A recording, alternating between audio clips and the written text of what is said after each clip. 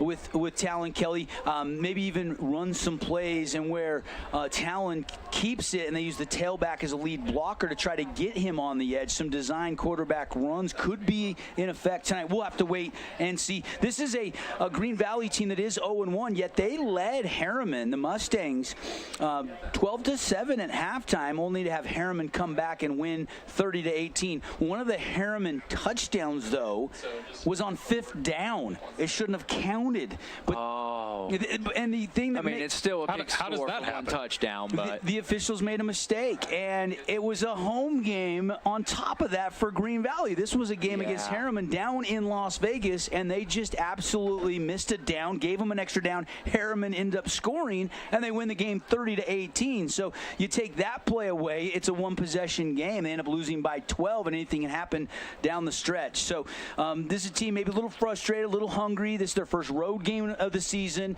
Nevada football starts 1 week after Utah high school football, so this is only their second game. So we'll see how disciplined they are. This is a team that was in 5A Division I. They have realigned and dropped them down to Division II. So they play in the same conference as, Las Vegas High School and some teams like that, where you got Bishop Gorman and our Review and some of the other big dogs in that first division. So they're kind of a Tier 2 Vegas school. But Jack Thau is their quarterback, dual threat guy. Only completed 5 passes last week, guys, but was averaging over 20 yards of completion and had 2 touchdowns. Yeah, he went for 112 yards through the air, like you said, 5 of 15. But, he took care of business. 2 of those passes did go for touchdowns. He also added 9 rushing attempts for 54 yards. So Jack Dow not afraid to get active there in the mobile game. I'm watching them warm up a little bit, and it seems like number 13, Benjamin Parker, the backup quarterback, has a little bit of extra juice in his step. I'm not sure if maybe coach gave him a word or two and said, hey, maybe you got to be ready tonight just in case. But I'm excited. I want to see what Snow Canyon's going to go out there and do. Big thing I'm looking forward, Devin, is who's going to be the guy in this wide receiver room. They have so many dudes who can be the guy out here for the Warriors. I just don't necessarily know who's going to step up. Well, and one guy that they haven't had the first 2 weeks is Alex DeLeo, junior, 6'3", 5'11". He's a guy that will be playing for the first time this season. I think he's going to get some starts at the Z. So, Diesel Smith's been hurt. Will he go tonight? That'll be interesting. But you're right. This is a deep room, and they're looking for Samaje Thompson, J.T. Westbrook to lead, but they've got Archie Therafall. This is a guy, Cale Johnson. So there's a lot of guys that are capable of leading that group. Who will step up and be the X factor tonight? Coach Esplin said he talked to us in the postgame. He didn't want to single anybody out when we asked him this morning. Yeah, got to play your cards close to the chest. But when a guy comes out on Friday nights under the lights and he steps up, it makes it all that much better in the postgame when he gets to say, that's who was the one who won that game for us. I know you've been breaking down the games, but those are some thoughts. Of course, we'll be back with the pregame show and a lot more on this matchup in about 10 minutes, Spence. But some good ones tonight. The final week of preseason, couple games under your belt.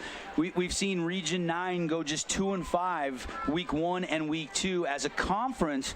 Be interesting to see how the conference does tonight when it's all said and done. They got to get some wins, buddy. Some tough games. Dixie at Park City, tough game, right? Springville coming down to Crimson Cliffs, tough game. But I think Hurricanes game is winnable. I think Pineview's game is winnable. I know Nolan Perry's power guide has Snow Canyon 1.5 2-point underdogs in this one. But I kind of feel like it's a pick'em tonight, and Snow Canyon at home might have an edge. Maybe there's just something about that Vegas football that Nolan Perry knows about, because I thought, Snow Canyon, they put up a good little resume so far in the first couple weeks. But, yeah, like you said, it's a pick'em, and right now Nolan favoring Green Valley just barely by 1.5. All I know is it's going to be a good one. I'm hoping that this is a shootout. I don't want to see a little defensive game. I want to see some fireworks from these teams tonight. Of course, with Desert Hills already going final and winning 38-12, good to have Bo back at quarterback. Threw for over 200 yards, ran a touchdown in. Obviously, nice to get him back after getting nicked up in that first game of the season. They missed Bo Wall, their junior quarterback. So one win already under the belt for Region 9. That was a 2 o'clock kickoff up there in that Intermountain Showcase up up in Rexburg, Idaho, as they beat Manico, and I know you went through that game, Spence. So I'm expecting 4 or 5 wins tonight for Region 9. I think is very doable. The swing game is probably that Canyon View Cedar game. I think there's a lot of interest in that one up in Iron County especially. Yeah, we'll be keeping tabs on that just to see how that game plays out. But anytime you get one of those old-fashioned high school rivalry games, I just love it. The student section always gets involved. The players can feel it on the field, and that whole aura in the entire stadium, it comes alive on a Friday night. Everett Kelling, his dad is the defensive coordinator. He's a sophomore quarterback. I mean, tough decision to make as a coaching staff to move Coden Lund to linebacker and bring in the sophomore, but it worked well in week 1 against Juab. We'll see if it works tonight. That could be a shootout. I mean, Cedar's defense could have something to say about that, but Pineview's defense had no answer for Jackson Jensen, so that's going to be a really interesting. And of course, we'll have updates inside the Snow Candy game on that game all night long. Should be a lot of fun, Spence. But I know we'll go back to you for some final thoughts in the studio, and then we'll be back with the pregame show coming up here in about 7 or 8 minutes. Okay. First Ace Hardware is conveniently located in St. George on the corner of Bluff Street and St. George Boulevard with 30,000 square feet of lawn and garden, paint, tools, fabrics, sporting goods, and the most complete nut and bolt section in town. First General Store, the Big Ace store on Bluff and on Main in Cedar City.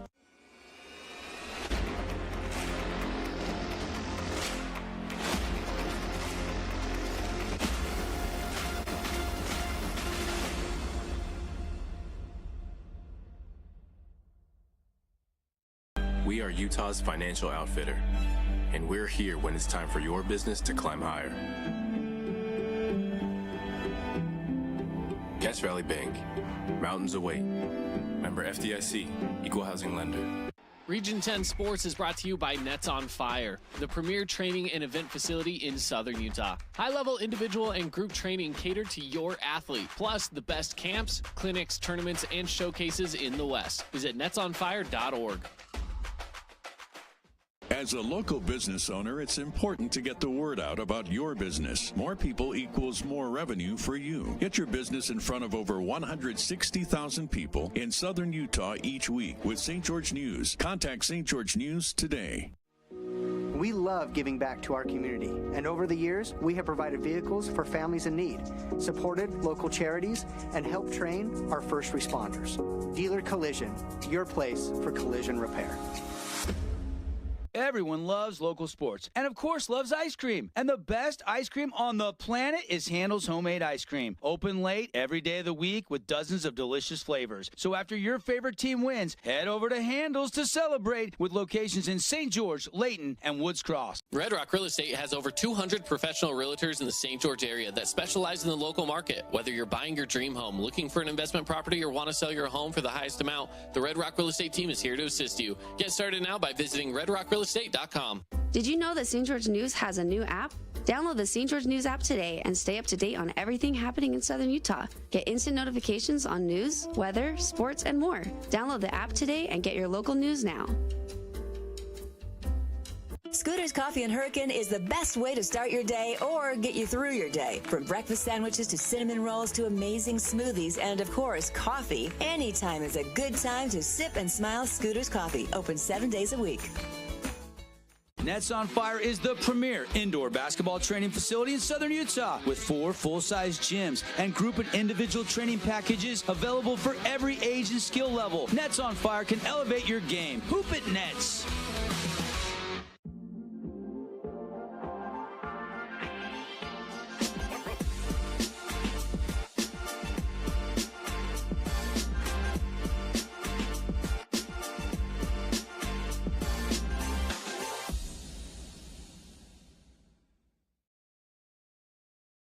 Own property and want to rent it? Then you need the right team with 11 years of local experience, a staff of over 25 employees, and a 4.9 Google rating. Aim to maximize your rental income and find quality tenants while keeping turnover low to increase your revenue and truly maintain your property. Learn more at redrockpropertymanagement.com. Relatives coming to visit? Not enough room? Or maybe you're looking to host a family reunion and need a house with a pool? Well, Red Rock Vacation Rentals has got you covered. From 2-bedroom condos to 10-bedroom luxury homes, they truly have something for everyone. Plan your perfect getaway or staycation. Visit St. George Utah Vacation Rentals PregameneRentals.com. Nets on Fire is the place to hoop in Southern Utah. Elevate your game with group or individual training with elite coaching. Hustle to netsonfire.org to learn more and see why so many rising stars hoop at Nets. Nets on Fire, building champions on and off the court.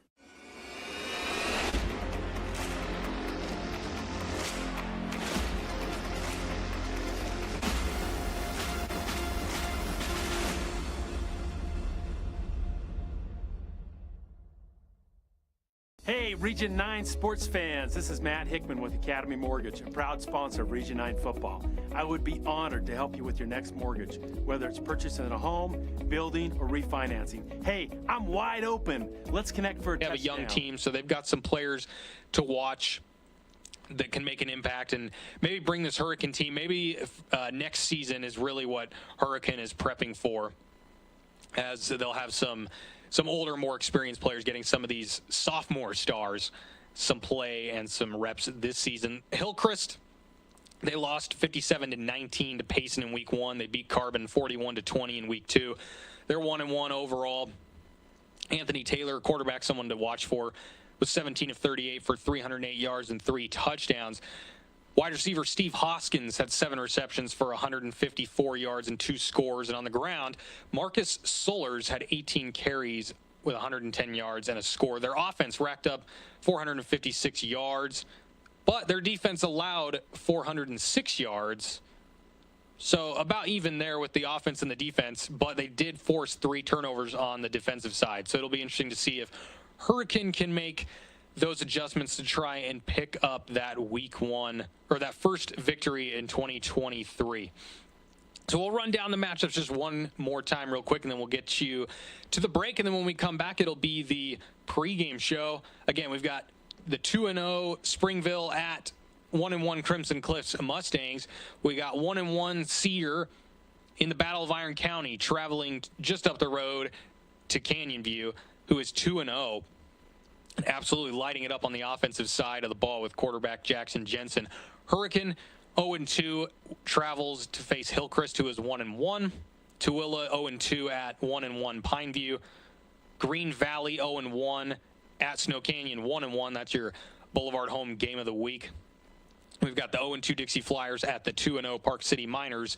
And as we mentioned, Desert Hills is 1-2 now with that 38-12 win over Manico in Rexburg. Well, that's going to do it for the Inside Region 9 Tailgate Show. So we'll take a break, and when we come back, we will toss it over to Devin and Cece at the Boulevard home game of the week. Green Valley from Henderson, Nevada against Snow Canyon. So thanks for joining us on the pregame show, or the Inside Region 9 Tailgate Show, and we'll get you back out to the pregame show when we come back after this break. At Intermountain Sports Performance, we've been training athletes from Logan to St. George for over 20 years. We guarantee your athlete will improve speed, agility, explosive power, and reduce the risk of injury while working with the most qualified team in all of Utah. Call 435-251-2299 to find the location nearest you. Everyone loves local sports and, of course, loves ice cream. And the best ice cream on the planet is Handel's Homemade Ice Cream. Open late every day of the week with dozens of delicious flavors. So after your favorite team wins, head over to Handel's to celebrate with locations in St. George, Layton, and Woods Cross. Scooter's Coffee and Hurricane is the best way to start your day or get you through your day. From breakfast sandwiches to cinnamon rolls to amazing smoothies and, of course, coffee from amazing people served amazing. Hey, it's Sheldon Demke. Check out the latest episode of What's on the Menu, a behind-the-scenes tour of local restaurants. We'll see some of their favorite dishes and get an inside look on how these dishes are prepared. Check out this week's episode at stgeorgenews.com and click the shows on the menu tab. Adams Wealth Advisory is a financial planning firm that is combined with an investment firm to provide the best possible outcomes for our clients. I always believe if you're intentional with your financial plan, things are going to work out really well for you. Visit AdamsWealthAdvisors.com or call 752-1702 to schedule a time with an advisor today.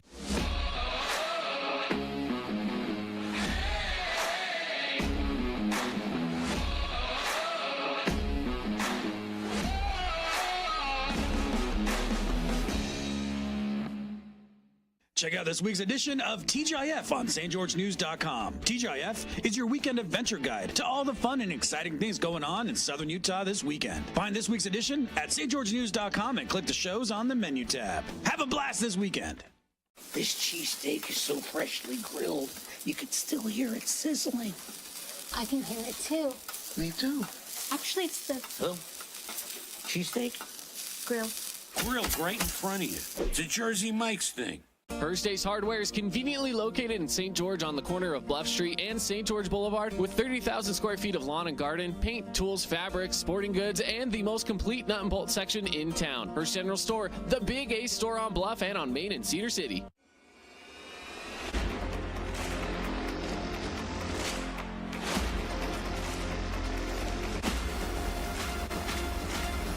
Football presented by Boulevard and making your house more home for over 45 years by Smart Buy at the Boulevard. We are here at Snow Canyon High School for the home opener in week 3 as the Warriors play a team out of Las Vegas, the Green Valley Gators. Good evening, Devin Dixon, Connor Collins with you.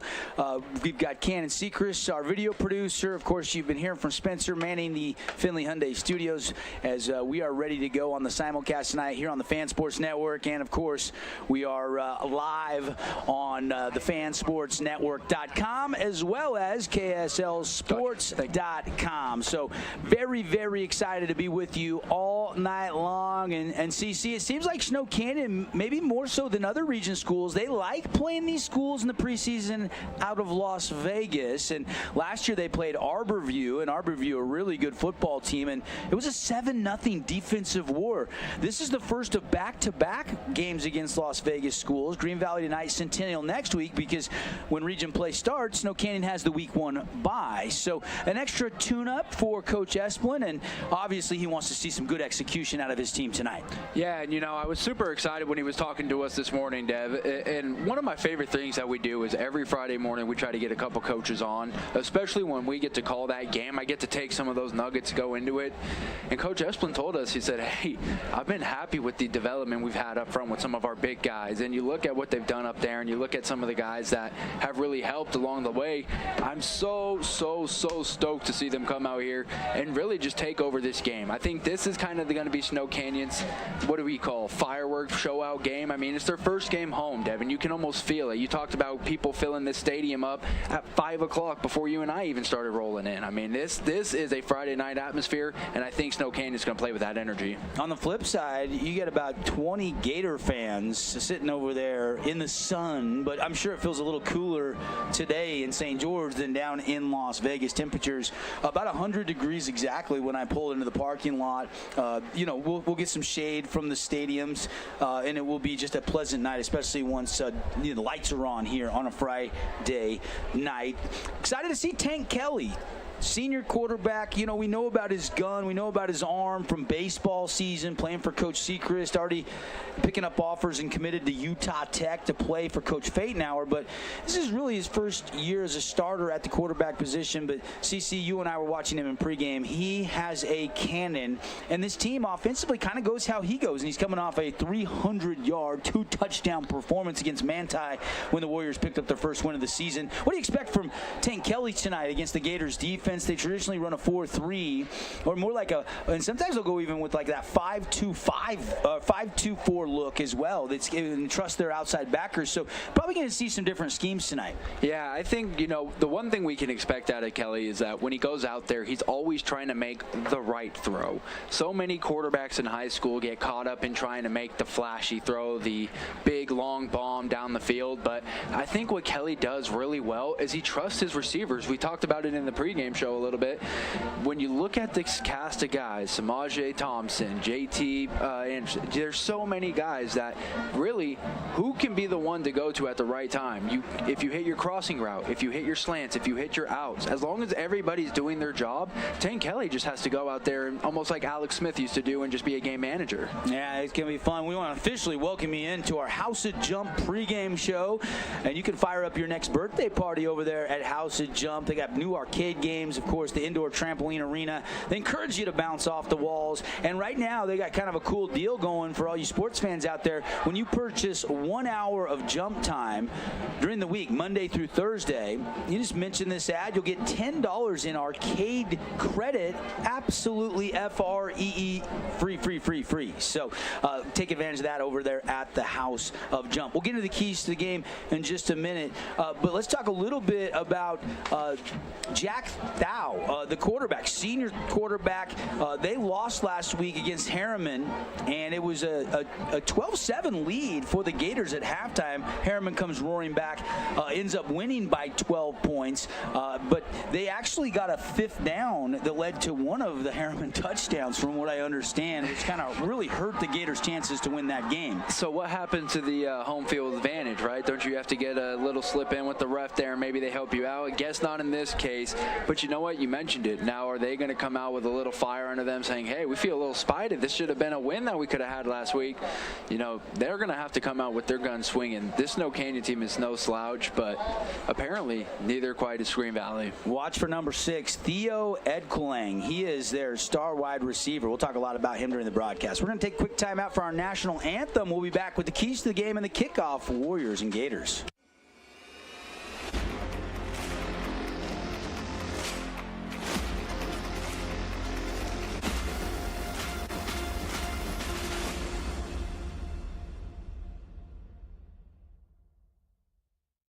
We are Utah's financial outfitter, and we're here when it's time for your business to climb higher. Cass Valley Bank, mountains await. Member FDIC, equal housing lender.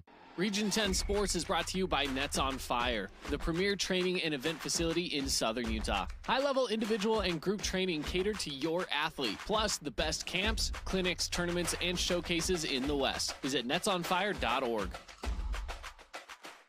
As a local business owner, it's important to get the word out about your business. More people equals more revenue for you. Get your business in front of over 160,000 people in Southern Utah each week with St. George News. Contact St. George News today. We love giving back to our community, and over the years, we have provided vehicles for families in need, supported local charities, and helped train our first responders.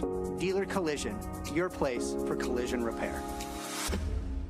What's up, sports fans? It's Blair Fry with the Fry team at Red Rock Real Estate. Let's be honest. You know what's addicting? Football. You know what else is addicting? Looking for homes or investment properties.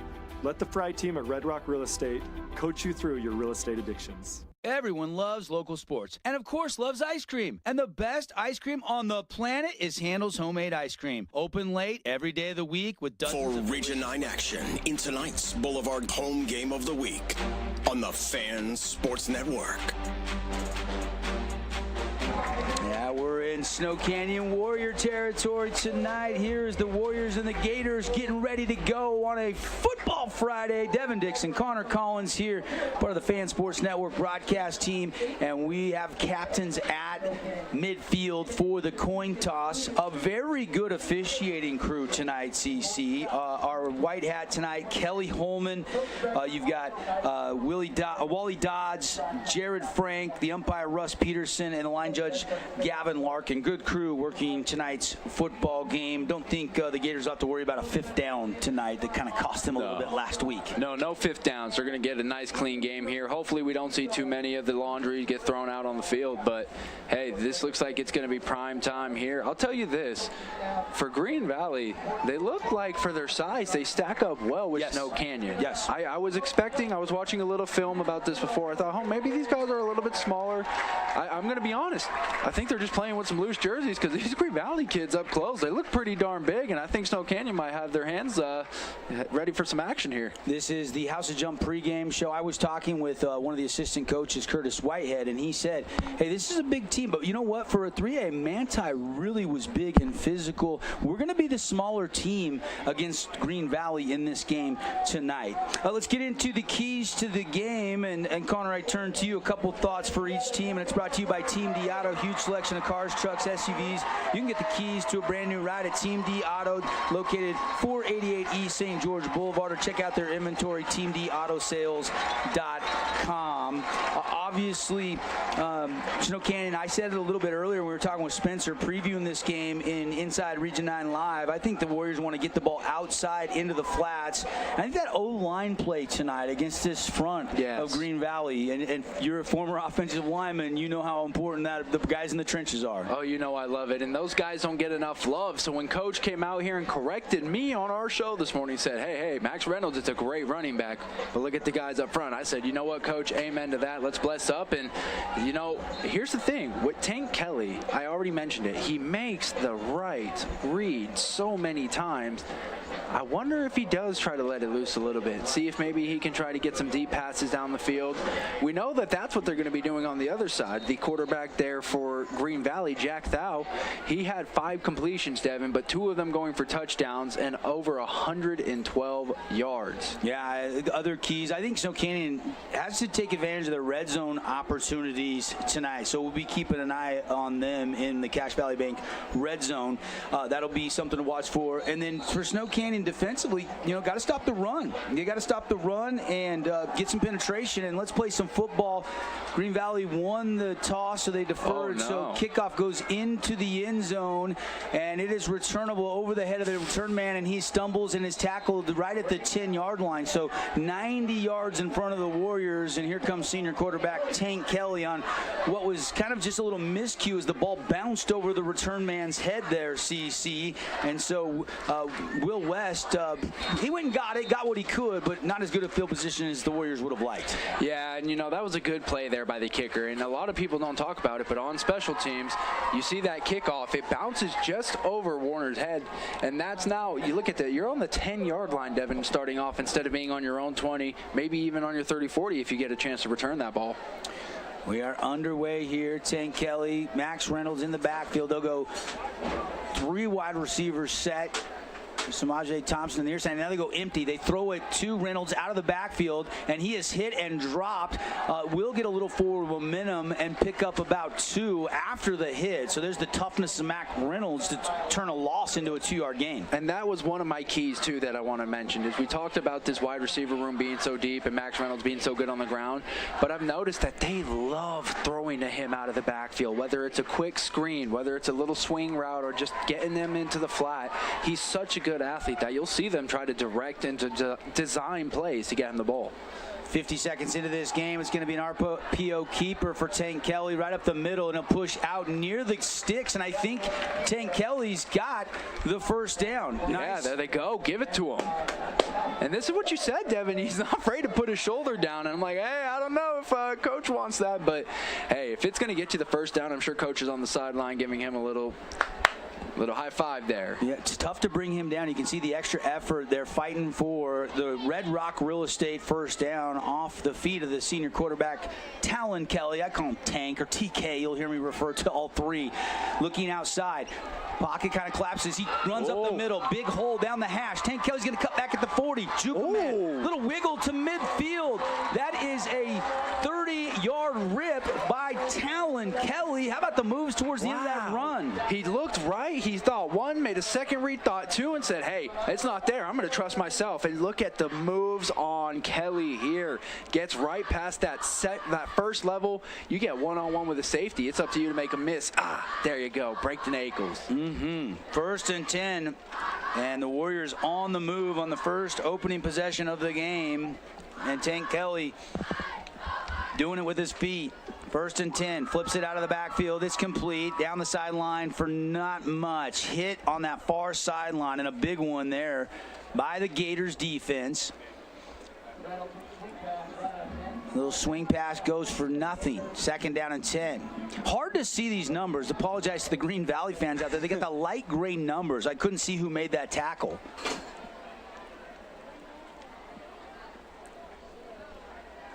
Twins to the near side of the field. three-man front here by the Gators. Looks like a little 3-4 scheme. They show blitz. They come with 2 extra. Tank Kelly throwing a corner route, but overshot his intended receiver, and that was Cale Johnson, and he was open, CC. Yeah, that looked like a good route there on the corner, and if he had just a little less on that ball, maybe, I think there was a good chance of that being completed. However, you mentioned it. 2 free blitzers coming off the edge. You got to get rid of it quick. 3rd and 10 now for the Snow Canyon offense. 10:03 to go here early on in the first quarter. Looking for our Holbrook Asphalt Big Score dessert tonight as we've got a timeout on the field. We'll keep it right here. Holbrook Asphalt, you win big when teams score over 25 points. You can head to Yogurtland, the St. George Yogurtland only tonight after the game, and everybody gets 5 ounces free yogurt. Just say Big Score dessert at checkout. We'll let you know when it's in effect. And thank you, Holbrook Asphalt, proud partner of Region 9 football. You know what I like to do for that special there, Double D? I like to go 5 ounces of straight frozen yogurt because I know that's free, right? Yep. Then I go another 5 ounces. That's as many toppings as I can because I can go ahead and chop that up. That's just another sundae to me. Good call. Good call. I like the plain tart with the strawberries and the cheesecake cubes. It's so good. So good. All right, so both teams will reset here. And Coach Esplin clear out on the field, talking about something. Now he's backing up to the Warriors sideline. He's still out on the hash. And there's an injured, is there an injured player over there? Something's going on, and I'm not sure exactly what. Maybe it looks like there's something to do with the chains. Maybe one of the chain gang guys got rolled up on. Not exactly sure. I don't see anybody down, so I don't think anybody got hit too bad because there's no medical staff over there. And I don't think a player was nicked up at all, but they've reset, and now we go back to live action. I think that was an official's timeout. I don't think they charged it. I never saw a signal to charge a timeout either way. So both teams still have 3 timeouts each, I believe. And here we go. 3rd down and 10 out of the shotgun. Max Reynolds sidecar to Kelly's right. Kelly straight drop back and a throw over the middle, incomplete. Looking, I think, for Samaje Thompson, and it'll be 4th down. Good job by the guys up front there, trying to give their quarterback a little bit of time, and saw the right tackle there deal with a little bit of a bull rush, and he just kind of sunk down, had to absorb the block there, but he did what he had to do, kept his quarterback clean.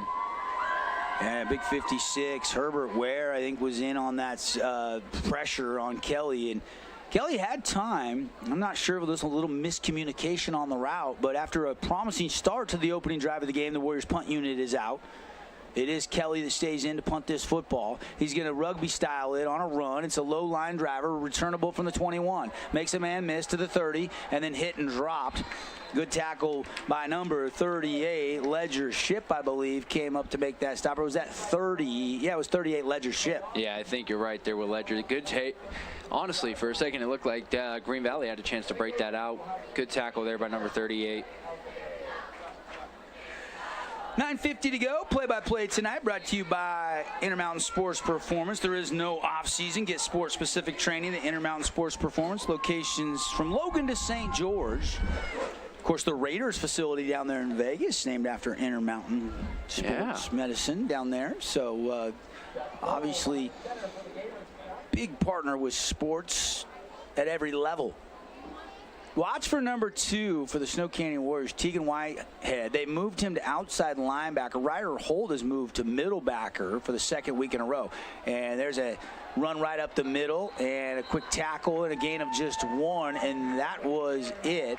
Tegan Whitehead was in there. I think the other one, Esteban Martinez was the ball carrier for the Gators, but not much doing right up the middle against this Warrior defense. Looked like that was Corbin Hafen and Tegan Whitehead there on the tackle. Yeah, Tegan came in with 18 total tackles to lead the Warriors in that department. You're going to see one player in the trenches go both ways, and that is number 56, Tag Gubler. Great wrestler along with center and nose tackle. I love that. That's a guy with a good lower center of gravity.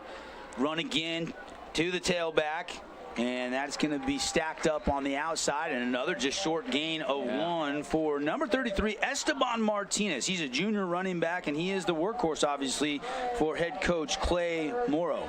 2 real good stops there right now by Snow Canyon, and got to see if you can keep this going. You got a long 3rd down. This is where now you kind of let the dogs loose, pin the ears back. Maybe you throw a blitz out at them just to kind of get that off his rocker a little bit. We'll keep you updated on all the games around the region and try to get you some across the state. Brought to you by Nets on Fire, building champions on and off the court. Indoor training facility here in Southern Utah. Rollout pass, and it's complete. Caught on the sideline, and that's going to be just shy of a first down. Yeah. Catch made by number 11, Gavin Blondeau. Good tackle there. Nice way to, you send a little bit of pressure, kind of push that quarterback to roll outside. But again, you hold them down short, 1.5 yards. Looks like they might be thinking about going for this here, Double D. Will West pushed him out of bounds just shy of the chains. Maybe if Jack Thau gets that ball out a split second earlier, that receiver can turn it up and get up the sideline, maybe pick up the first down. But those rollouts are hard to time up. I mean, as far as your offensive line going and the guys covering into a flat, it's a hard play to run, but when you master it, it works. Twin back set on the outside of Jack throw. Great quarterback, huh? Oh, it looked like they had a little counter coming that way. I saw a couple guard tackle pull over from the right-hand side. It looked like they were trying to get a little fancy, but now with that penalty, that's going to back them up another 5 yards. That's going to bring out the punt team. Busy Friday night under the lights. Of course, week 0 college football. You got 7 college football games tomorrow. Final NFL preseason games this weekend as well. Bryce Young playing tonight. And number 9, Jack Throw, kind of reminds you of Bryce Young, who also wears number 9, kind of that dual threat quarterback. Obviously, didn't go so well there for the Gators offense here, as both teams' defenses hold serve, and Gators will have to punt the football back to the Warriors.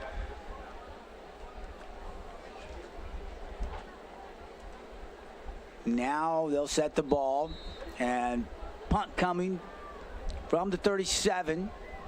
Punter standing back about the 22.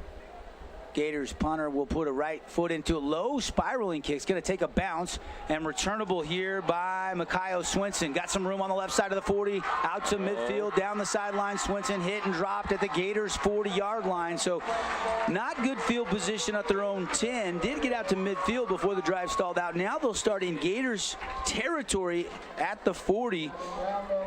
And sometimes you kind of outkick the coverage here. And watch this block here. Nice little wall and a little dealer collision, big hit there. And you saw on the replay for our streaming audience on the fansportsnetwork.com, that's what sprung Swinson. Yeah, good tackle by some chance to go all the way there for the Warriors, and he did a good job at giving Green Canyon a shot to go out there and play some defense.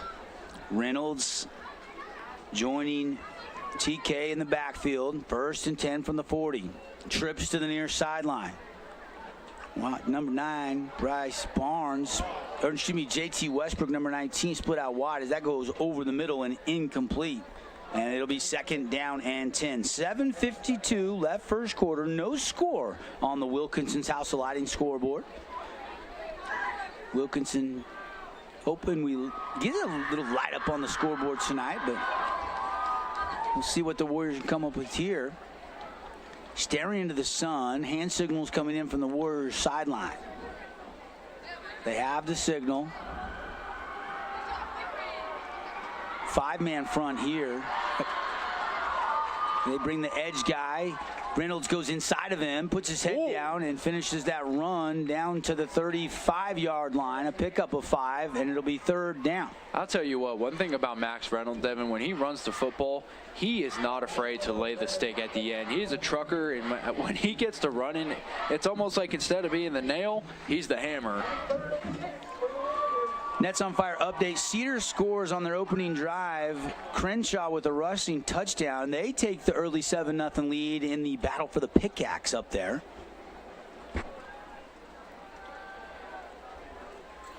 Low snap, no problem for TK.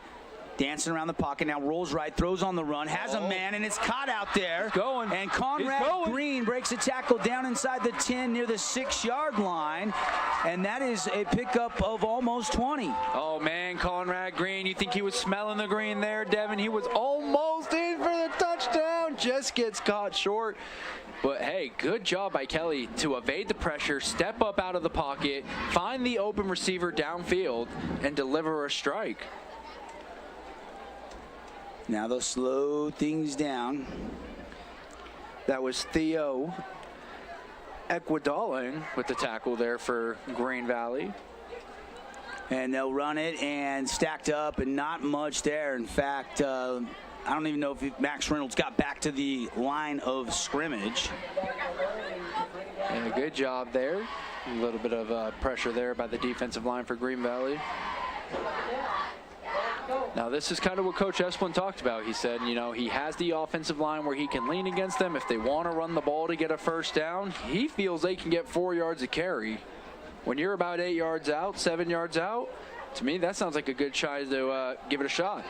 Oh, up the middle, and TK is going to take it down inside the 5, but it's going to be 3rd down and goal at the 3.5, 4-yard line. Under 6 minutes left here, first quarter. First quarter flying by, Connor. Yeah, we've had a lot of, actually not really a lot of incompletions. We haven't really had any delay of games or anything. It's been a fairly clean game. Yeah, I haven't even seen one penalty yet. One false start, that's it. The one false start and the one official's timeout for the chain gang.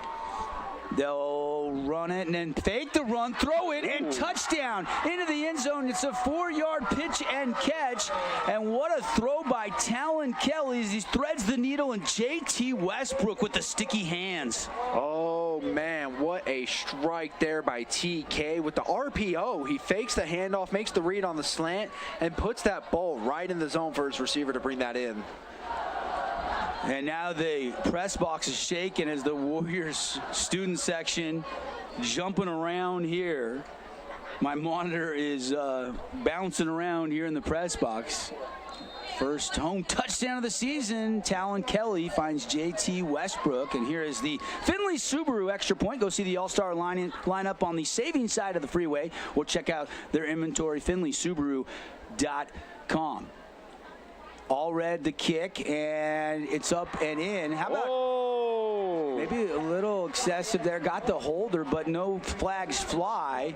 How about Ammon Allred? Plays on the golf team, misses practice on Thursday. Shot 74 at Sunbrook, and he's making extra points for the football team on Friday nights. And that's what they say, man. When you're looking at these high school athletes, we love a dual sport athlete. Whether it's basketball, football, whether it's baseball, soccer, or if it's being a kicker and playing some golf, taking care of business. Let's take a quick 30-second timeout. 7-0 on the Wilkinson scoreboard. Warriors up. Relatives coming to visit, not enough room, or maybe you're looking to host a family reunion and need a house with a pool. Well, Red Rock Vacation Rentals has got you covered. From 2-bedroom condos to 10-bedroom luxury homes, they truly have something for everyone. Plan your perfect getaway or staycation. Visit St. George, Utah, vacationrentals.com. Nets on Fire is the place to hoop in Southern Utah. Elevate your game with group or individual training with elite coaching. Hustle to netsonfire.org to learn more and see why so many rising stars hoop at Nets. Nets on Fire. Building a 6-play drive on the Tent World Drive Summary, and it's capped off with a 4-yard touchdown pass. Talon Kelly hits JT Westbrook. And the Warriors on top here early, 7-0. Devin Dixon, Connor Collins, and the kickoff goes into the end zone for the touchback. So here come the Gators from their own 20-yard line, CC, now trailing for the first time tonight. Yeah, this is a good chance for Snow Canyon to go out there on defense, apply a little pressure, see if they can get the ball back. But I'm ready to see what Green Valley's bouncing back with. Want to see if Jack Thode's got some tricks up the sleeve. I mean, like we talked about last week, he didn't necessarily complete a lot of passes, but the ones he did complete tended to go all the way. Student section hopping around again. I love it. Great atmosphere here on a blackout. I think our cameraman up there believes there's an earthquake going. The screen shaking. It's not shaky hands of our cameraman. It's the students getting fired up by the cheerleaders here the Warrior Nation out in full effect tonight. We'll see if the Gators can answer. Screen pass, it's complete. And nice tackle down low. And that limits that one. West with the tackle and just a 3-yard gain out to the 24-yard line. Yeah, they tried to get to that little bubble screen there, and honestly, it seemed like Tegan White had got upfield relatively quick, so we tried to put one of the paws up and swat it down, just missed it, but still, good job by the rest of the defense to rally.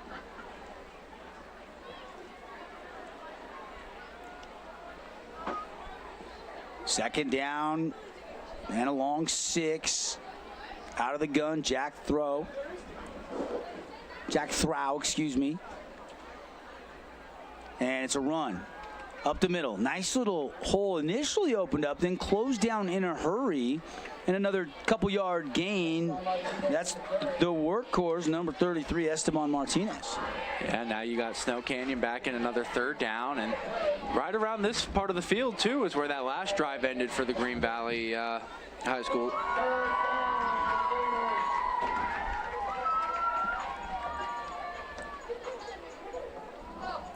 .409 and ticking. Gators with 3rd and 3, taking some time in the huddle. Don't have the play clock out on the field, so can't see. Kelly Holman, our head referee, keeping it on the field. Gators definitely taking some time. Gator quarterback Jack Throw taking his time in the pocket, has some time now. He's going to tuck run, makes a man miss. Pointing direction. Now he's going to tuck and run, and he's going to get a Red Rock Real Estate 1st down out across the 30 near the 35-yard line, and that'll move the sticks. Yeah, and that's a little bit of that dual threat quarterback. Oh, no. Now it looks like we got some dirty laundry out there on the field. But still, I mean, got to talk about it. It was a good run there by the quarterback. Maybe a little extra here down on the sideline. But the flag back near the line of scrimmage, though. I'm not sure if that's what it meant. Kind of thrown in the vicinity of the hold. Yeah, but it didn't seem like there was a, well, I guess as he starts rolling out to the right, maybe one of those offensive linemen, and trust me, Devin, I've been there. It's when you don't know where your quarterback's going and they start running, and all you got is a guy in front of you shadowing, all you can do is try to hold on sometimes and hope for the best that you don't get away with one, or that you get away with one. Let's see here. I think we'll get a replay, see if we can catch that hold in here. Nah, that's a play earlier. So Coach Esplin cleared out to talk to the officials again. He's getting his steps in tonight. And we've got a timeout. Timeouts all season long, brought to you by Luke Udy. Udy & Associates, your local St. George American Family Insurance agent. All your home, auto, life insurance under one roof. Call for a free quote today. Udy & Associates. See how much they can save you. Glad you're with us on your Football Friday. Devin Dixon, Connor Collins. Welcome in all you Warrior fans, Gator fans. This is tonight's game. 3:35 to go in the first quarter. JT Westbrook caught a 4-yard touchdown from Talon Kelly. The only score of this game so far, and this one's going against the Gators. They're going to walk off this penalty, and that will negate that scramble and first down. So back to the 20-yard line.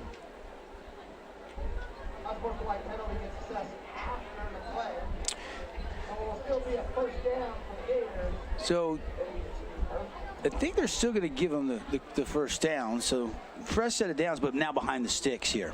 Yeah, and sometimes you'll take that, but this is one of those things where, so did they consider it was after the play, and that's why it's a first down?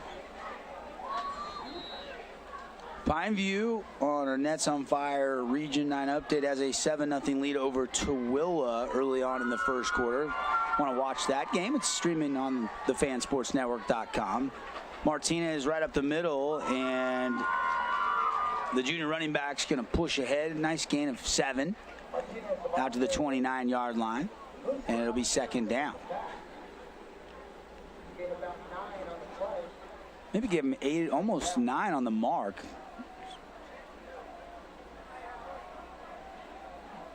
It must have been a dead ball foul. So now second down and 1.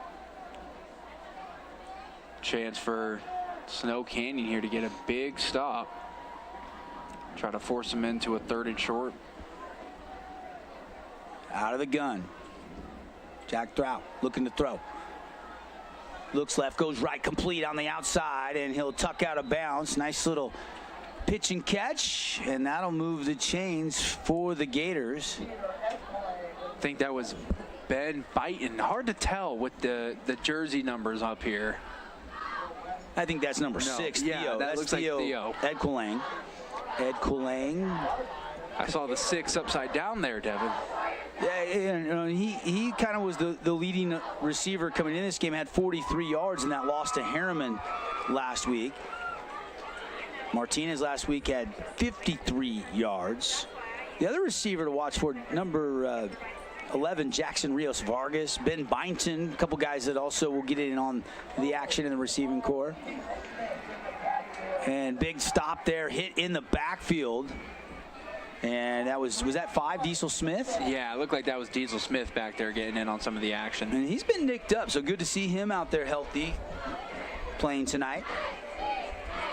Playing from that safety position, that big star linebacker, and coming up and doing some cleanup duty. 2nd down and 12, loss of 2.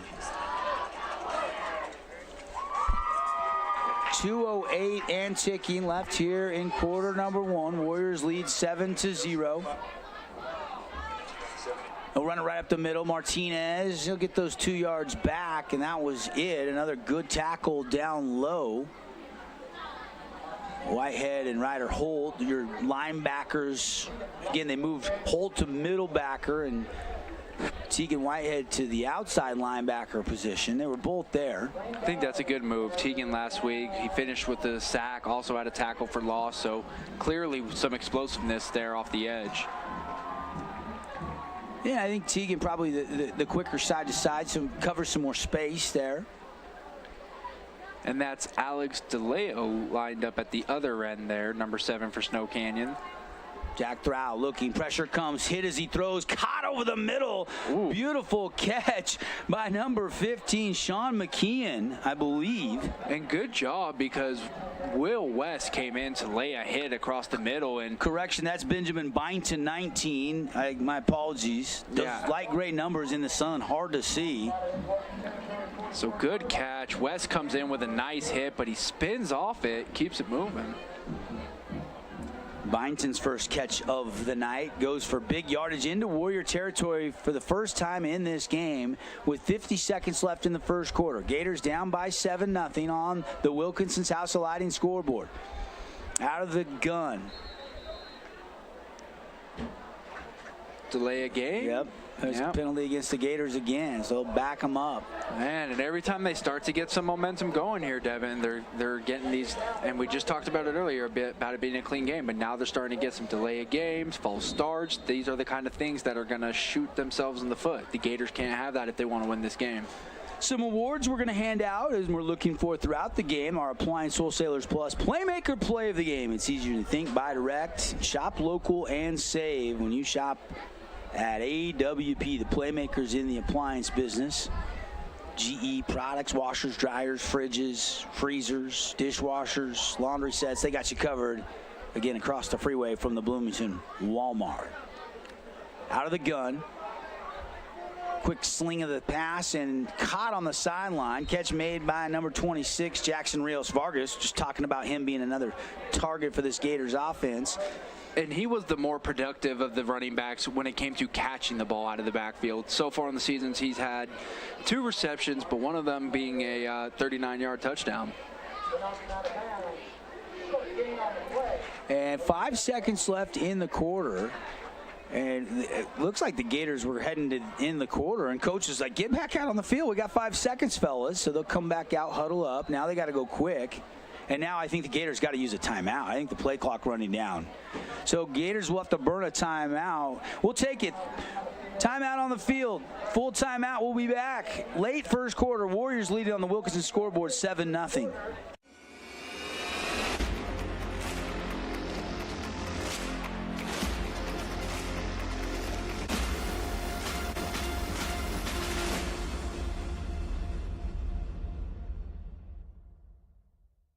Hey, Hey, Region 9 sports fans, this is Matt Hickman with Academy Mortgage, a proud sponsor of Region 9 football. I would be honored to help you with your next mortgage, whether it's purchasing a home, building, or refinancing. Hey, I'm wide open. Let's connect for a touchdown. Call Union Associates. Appliance Wholesalers Plus. Hey, it's Sheldon Demke. Check out the latest episode of What's on the Menu, a behind-the-scenes tour of local restaurants. We'll see some of their favorite dishes and get an inside look on how these dishes are prepared. Check out this week's episode at stgeorgenews.com and click the shows on the menu tab. Adams Wealth Advisory is a financial planning firm that is combined with an investment firm to provide the best possible outcomes for our clients. I always believe if you're intentional with your financial plan, things are going to work out really well for you. Visit AdamsWealthAdvisors.com or call 752-1702 to schedule a time with an advisor today. Martinez, and it's going to be third down, pickup of 2, maybe 3, down to the 41-yard line goes Martinez, and that'll do it for the first quarter. So going to take another break, come back, quarter number 2, a good one for the Warriors. They've got the 7-0 lead, but the Gators on the march when we come back on the Fan Sports Network.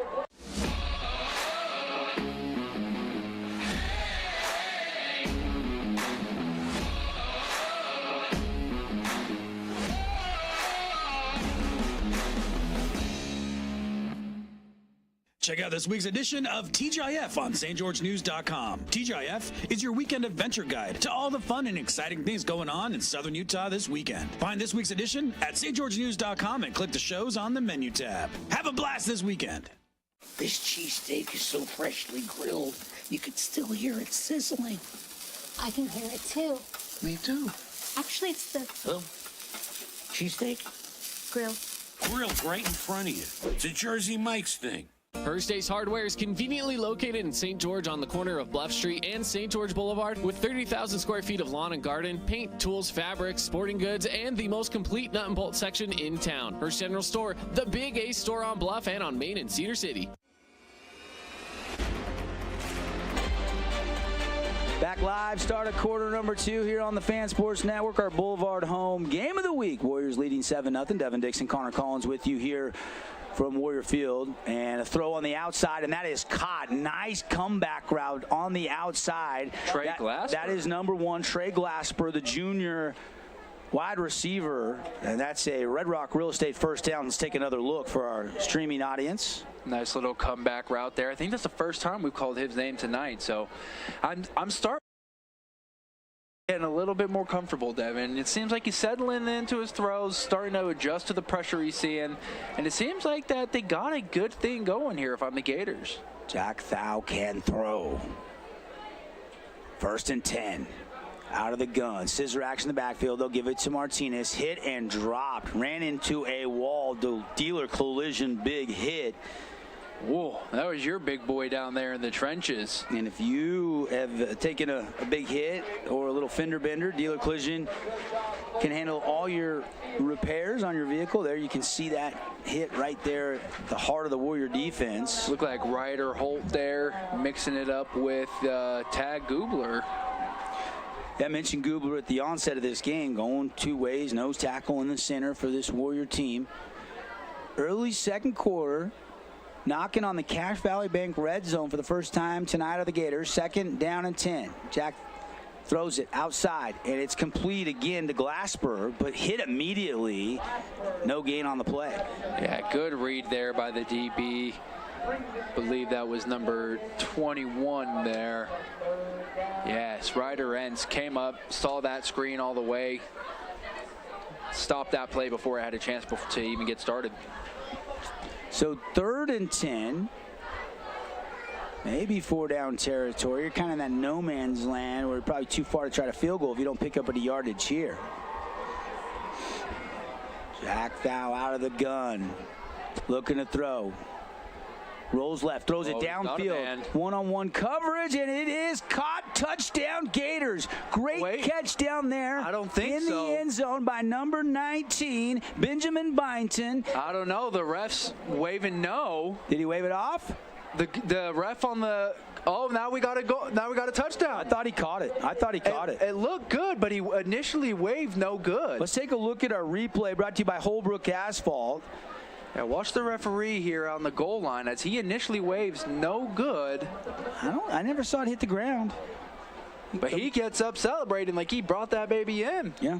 If he didn't catch it, he sold it nicely. Looked like a catch to me. Ben Byington, a good actor if it comes down to it. So Byington with the touchdown grab, 32 yards, thou to Byington, and we are a Findlay Subaru extra point away from being tied up. And that kick, a little knuckleball through the uprights. We're tied 7-7. Tint World Drive summary there. Gators, I think it was an 8-play drive, and you saw a little bit of a combination of the runs and the pass. You saw them spread the ball around, and then that 32-yarder. Well defended. The DB never got his head around in time, though. Yeah, good play there by Byington. Just kind of using the back shoulder to hedge the guy off and bring it in. Again, ref didn't know if that was caught, but he came up celebrating. They ran that. Let's take a quick 30-second timeout. We're tied at 7 on the Wilkinson scoreboard. We'll be right back.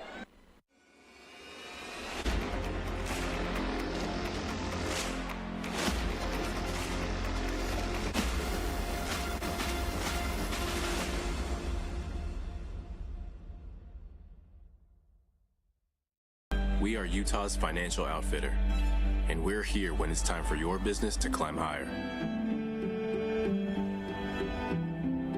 Cash Valley Bank, mountains await. Member FDIC, equal housing. Hey, welcome back, everybody. Glad you're with us. All tied up, haven't settled anything on a football Friday here. Gator fans got to be really encouraged with that touchdown from 32 yards out on 3rd down, nonetheless. 3rd and long, and they get the TD. And now we'll see how the Warriors offense can respond. Yeah, that was a good response there by the Gators. I was telling you, it seemed like that Jack Dow was starting to get a little bit more comfortable. And right after we said that, good rollout to the left, throws a laser to Byington on the back shoulder, and brings it in for the touchdown. We got a tie game here. Play-by-play tonight brought to you by Handel's Homemade Ice Cream. Open late, 7 days a week. Stop by for the best ice cream on the planet. If you haven't had Handel's Homemade Ice Cream, you are missing out on Bluff Street in St. George. 9:57 to go. Tied at 7. And it looks like Warriors are going to set up shop right around the... Where are they going to spot this ball? Well, 25. It went out of bounds, so they're going to have to move it back a little bit.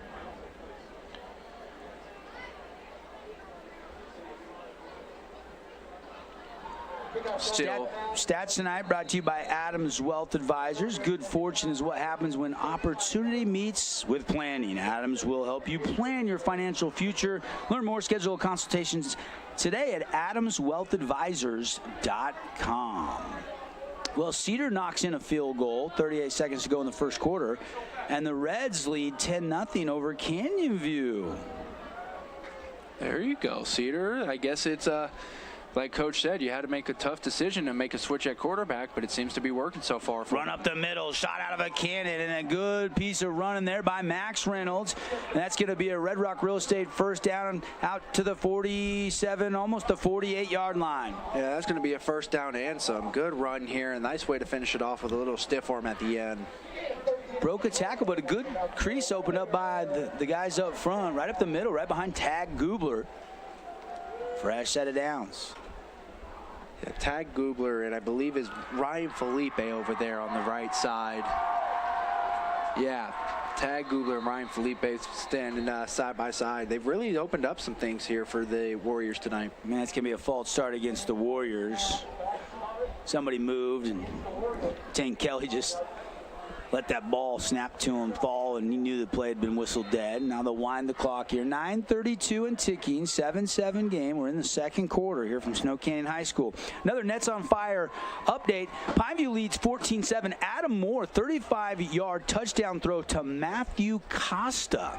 Hey, I was telling you, Devin, before the season got started, keep an eye out for these Pineview wide receivers. They're taking care of business over there. TK setting up a screen, complete, out of the backfield, has his man down the sideline, and it is going to be inside the 30. It is Max Reynolds down inside the 30 of the Gators. Well-designed screen on the outside. Thank you, Devin, for saying well-designed, because I saw those big boys up front. They faked it. They forced the rush upfield. Look at how many 8 guys are in Tank Kelly's face, but he sets everybody up for a block. Beautiful. And he had that double team there, 2 linemen on 1 linebacker, and that's not a fair fight. When coach is looking at film tomorrow, he's going to say, I want that battle 9 times out of 10. Throw down the left side, and it is a jump ball, and it's deflected and falls harmlessly to the turf. Intended receiver was Alex DeLeo, who is making his debut tonight. Coverage by number 6, and that is Theo Edquelang. And excuse me, earlier it was number 17, Trey Vaughn, who was playing opposite of Tegan Whitehead. Alex DeLeo, like you mentioned, making his debut tonight. Number 7, the wide receiver for the Warriors. Yep. And, he's starting the Z and then got a target there. Just a great play by Theo Edquelang. And 2nd down and 10 for the Warriors. Trying to get down into the Cache Valley Bank red zone, run up the middle of Reynolds, and he's going to do it. Down to the 18-yard line goes Reynolds, and again, nice blocking off the right side. They are getting whatever they want right now up front. This is what Coach Esplin said this morning. He said, when I can depend on my offensive line to get me 4 yards of carry, look at this beautiful power right up the gut. Untouched almost for 4 or 5 yards. Andrew Casto, Hank West, Tag Goobler. Left tackle is Ryan Felipe, and he is a mountain of a man. He's about 6'5", 6'6". He's got college Division I potential. Yeah, about 6'5", 280, 285 there. Playing at left tackle, he's showing a good bout of athleticism. So, oh no, another false start here, just a little bit too much. And it's hard when you see your offensive line getting false starts because they need to know the count more than anyone else. They're right there on top of the ball. Another Region 9 update brought to you by Nets on Fire. Probably a winnable game for the Hurricane Tigers, but they're going to have to come from behind. They scored first, led 7-0, but Hillcrest has rattled off 2 consecutive scores to take a 14-7 lead late first quarter. We'll keep you posted. 3rd down for the Warriors. Reynolds sidecar to Kelly's left. TK out of the gun, looking to throw. Has time, sets his feet, now fires a crossing route. It's complete. And the tackle made immediately at the 20, and that's going to be a yard shy of the 1st down. That's Conrad Green with the catch. 2nd catch of the night for Conrad Green, and it's going to be 4th down and short here for the Warriors. Good tackle by Jerome Kosalski there because, like you said, this was just short here. It looked like that was going to be a 1st down, but they're going to call him short by 1 yard. Good tackle by Jerome Kosalski. Kozlowski closed the gap. Yeah, he came flying across the field and closed the gap on that crossing. It looked like he was wide open and going to have some yak yards, but not to be. So they're going for it. 4th and a long yard and a half. TK, bootleg, going to have the 1st down to the 15-yard line. That's a Red Rock Real Estate 1st down as they're into the Cache Valley Bank red zone. Mountains await your financial outfitter. Yeah, TK starting to feel it a little bit, especially in his legs. You can tell when he gets running, Devin, that he is always looking to get the extra yards. He's not necessarily trying to play it safe as some quarterbacks might. This guy is lowering his shoulder and asking for the contact.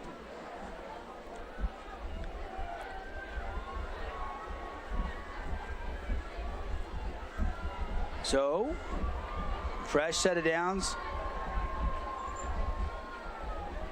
And we'll see what Coach Esplin and Tim Nowatzki, the offensive coordinator, draw up here. It's going to be a run play to Reynolds, and he's going to get tripped up there and taken down, short gain of a yard or so on the play, and that was it. I think that was Clayton Floyd with the tackle there. Big 75 playing in the 3-tech. Sophomore. Looks like he weighs about 300. It's a big boy. Crimson Cliff strikes first. Huge matchup against undefeated Springville tonight, and they take the 7-0 lead. Barban hits Christensen on a touchdown. Fade route into the end zone, jump ball, and it's deflected last second. Good coverage there by Trey Glasper. Just got his hand up there, but TK taking a shot. I like to see that. So now, what will they draw up on 3rd down and 10? Tie football game. All right, Devin, what are we thinking here? 3rd and long. You're right inside your red zone. What's the go? I like that crossing route again.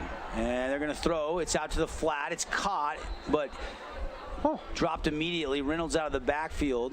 Nice job there by Blondeau, who was stride for stride, and it's no gain. Didn't get a yard, so 4th down. And will they bring on the field goal unit? Looks like they are going to send Ammon Allred out. Oh, wait. No, I think TK is trying to call his own number. So? Yeah, it looks like they're going to keep the offense out there. He started to sprint them out, pulls them back, so TK has his way. He wants to go for it. Coach Esplin says, okay, let's do it. 4th and long here. Got to get down inside the 6 for a 1st down. Tucks, now runs, now throws on the run, wide open, touchdown Warriors. The improv by Talon Kelly has his man, Cale Johnson, and it is a 16-yard touchdown on 4th down. And I swear to you, Devin, I thought, oh no, this is 4th down. You have a good kicker, this is risky, but look at the protection up front, a pancake there in the middle. TK stepping up, avoiding the pressure. Beautiful play. That's how you make something out of nothing. And now the front. Here comes the Finley Subaru extra point, extra savings when you shop on the savings side of the freeway at Finley Subaru. 4:41 to go, 14-7. Warriors lead the Gators here on the Fan Sports Network. Quick timeout, we'll be right back. Region 10 Sports is brought to you by Nets on Fire, the premier training and event facility in Southern Utah. High-level individual and group training catered to your athlete, plus the best camps, clinics, tournaments, and showcases in the West. Visit netsonfire.org. As a local business owner, it's important to get the word out about your business. More people equals more revenue for you. Get your business in front of over 160,000 people in Southern Utah each week with St. George News. Contact St. George News today. We love giving back to our community, and over the years, we have provided vehicles for families in need, supported local charities, and helped train our first responders. Dealer Collision, your place for collision repair. The House of Jump. Tent World drive summary for the Warriors, capped off at the end on 4th and 10 by the 16-yard touchdown connection as Cale Johnson reels in that pass from Talon Kelly. 14-7, and a little pooch kick and a land at the 28, go out of bounds, and that'll be another penalty flag. It kind of looked like they were trying to do that. Yeah, I think, Devin, so hear me out. I believe they're trying to set up the field position. What a lot of people may not understand is any kick that goes past 10 yards on a kickoff is available to be possessed. So if they do kick that ball kind of in that soft zone in between where you got your returners and some of your front blockers, and none of those guys decide to make a decision and attack the ball, that's a good chance for Snow Canyon to jump on top of it. Maybe they saw something in the film room. One Nets on Fire region update that's final. This was a 2 o'clock showcase game. Desert Hills, the defending state champs, beats Minico, Idaho 38-12. Bullwall back 12-24, 205 yards. Javian Cummings, 5 catches, 127 yards. And how about Titan Mason, again, the workhorse on the ground for the Thunder, 26 carries, 123 yards, and 2 touchdowns. Pass outside, it's complete. Little screen set up, but nice job closing the gap. Coming up, making the tackle, number 23 for the Warriors, Archie Therafall, the junior DB. Trey Vaughn for the Warriors is flying off that left edge, and he actually almost had a chance to get himself a pick six there, Devin. I'm not sure if you saw that, but he came flying off the edge so fast that he jumped up, put his hands up, and ball went right in between them. 4:12 left in the first half. This game is flying by. We're approaching the Rally Stop halftime show already. 14-7, Warriors with the 7-point touchdown lead over Green Valley out of Las Vegas. Class 5A Division II team after the realignment in Vegas, and Ryder Holt, quick tackle made after a 2-yard pitch and catch. And it'll be 3rd down, and they're going to give him 3, so it'll be 3rd and 3 here for the Gators. Gubler coming in, tagging out number 13, Matt McLennan. Little rotation, try to keep some of those guys up front fresh. One of the other awards we'll be looking to hand out, or Defensive Play of the Game, which is brought to you by Mountain Land Supply. Also, we'll have our Hearst Ace Hardware Player of the Game. We'll name one for each team. Also, we'll pick the Jersey Mike's Sub of the Game in this one tonight. Third down here for the Gators. Uh-oh, little movement, and Tegan Whitehead jumped on that far side. He quickly patted number 2 on the jersey, said, "My bad, fellas," and that's going to be an automatic first down on a 5-yard walk-off against the Warriors. Yeah, back in my day, Devin, I would have my middle linebacker walk up, smack me right in the back of the head and say, "Dang right, that's your bad." I'm just kidding. But again, I know if I'm Coach Esplin, I'm probably getting a little frustrated looking at this and saying, hey, we got to stop with the little tic-tac penalties. You know, it's neutral zone infractions, it's false starts, it's delayed games. These are the things that you can avoid just by being attentive to the details. 2:45 and ticking here in the first half. 1st and 10 for the Gators. Jack Throw out of the gun, put a man in motion. Lights are on here. The sun is setting. Pass is complete and hit and dropped, and I don't think he got much. No gain on the play. That was closed up in a hurry. Jackson Rios Vargas made the catch and then took the hit. Yeah, I'm starting to see already. Anytime number 26 is in the backfield there for the Gators, they're going to try to get him the ball. He loves getting that ball out of the backfield just because he's very shifty and dynamic. However, great job by the Warriors to rile him up there. 2nd down and 10. Jack Throw out of the gun. A little shifting on the D-line. Looking to throw. And the pocket collapsed, and he is sacked. And, ooh, that leg got rolled up on awkwardly. As you're right, Tegan Whitehead went low. No, actually, that was number 5 for the Warriors. I think Diesel Smith that made the tackle. Let's take another look to be precise on this. So you got Tegan Whitehead playing right out on that edge. Yeah, it looks like that's Whitehead who cleans them up there. You're right. You're right. It was Tegan. He's just a missile. Coach is the heart and soul of this Warriors defense. Flies around. You know, had the injury last year, the ACL, had to miss most of the season, happened early in the year. One of their senior captains, strong, leads by example in the workout room and weightlifting sessions. As we got a timeout on the field, brought to you by Luke Udy at American Family Insurance. That's our first Scooters Coffee sack of the game for the Warriors defense, if I'm not mistaken, CC. And you can start your day at Scooters with amazing drinks served by amazing people, amazingly fast, located out there at State Street and Hurricane. So this weekend, you're going to go up and do Angels Landing. You're going to go up and do some hiking. Make sure you stop in. Maybe you're going to go play some golf at one of the golf courses out there in Hurricane. Stop in Scooters and have some amazing coffee. They got some great breakfast burritos and breakfast sandwiches as well. Oh, I can't wait. You got me a breakfast burrito, man. That's one of my go-tos. 1:44 to go here in the first half. Warriors leading 14-7. Devin Dixon, Connor Collins with you here on the Fan Sports Network. This game is flying by, Double D. Green Valley, though, a chance here. Keep this drive alive. 3rd and 12 from their own 45. Jack Throw has it. Steps up in the pocket. Gonna tuck, gonna run. Get to midfield and then taken down there. And that is Diesel Smith this time. Yeah, that's gonna set up a 4th down. Looks like Coach Esplin calling a timeout to see if he can get the ball back. About 1:36 left in this first half. 4th and 7. It'll be 4th and 7. Midfield. Do you go for it or do you try to pin the Warriors deep in their own territory here with a little pooch kick? The way this game's playing, if I'm the Gators, I'm going to go ahead and try to pin them deep. Maybe see if my defense can cause a little bit of pressure, force them to do something out of their nature, cause a mistake. But I don't know if it's smart to give them the ball necessarily at the 50-yard line if they don't get this with 1.5 minutes left. Student section making a little bit of noise. Coming up at halftime, we'll have the Rally Stop halftime show. Rally Stop reminds you that after cheering, well, before or after cheering on your favorite team, no better place to refuel snacks, drinks, and gas at a local Rally Stop. 4th down, offense stays out there, and now we've got another stoppage. Warriors will take another timeout.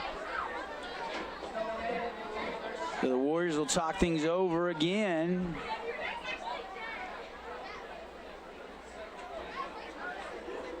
trying to make sure that they got their defense set. You do not, I repeat, Devin, you do not want to give up any silly plays on 4th and long. All right, especially when you got a team right at the 50-yard line with a minute and a half left in the half. Our Bomb of the Game brought to you by none other than Jason Baum, Equity Home Loans. Might have been that 32-yard strike that we saw a little bit earlier there from Thal so far. Yep, 32-yard touchdown. The only score of the game to Byington. 16-yard touchdown pass on the last Warriors touchdown.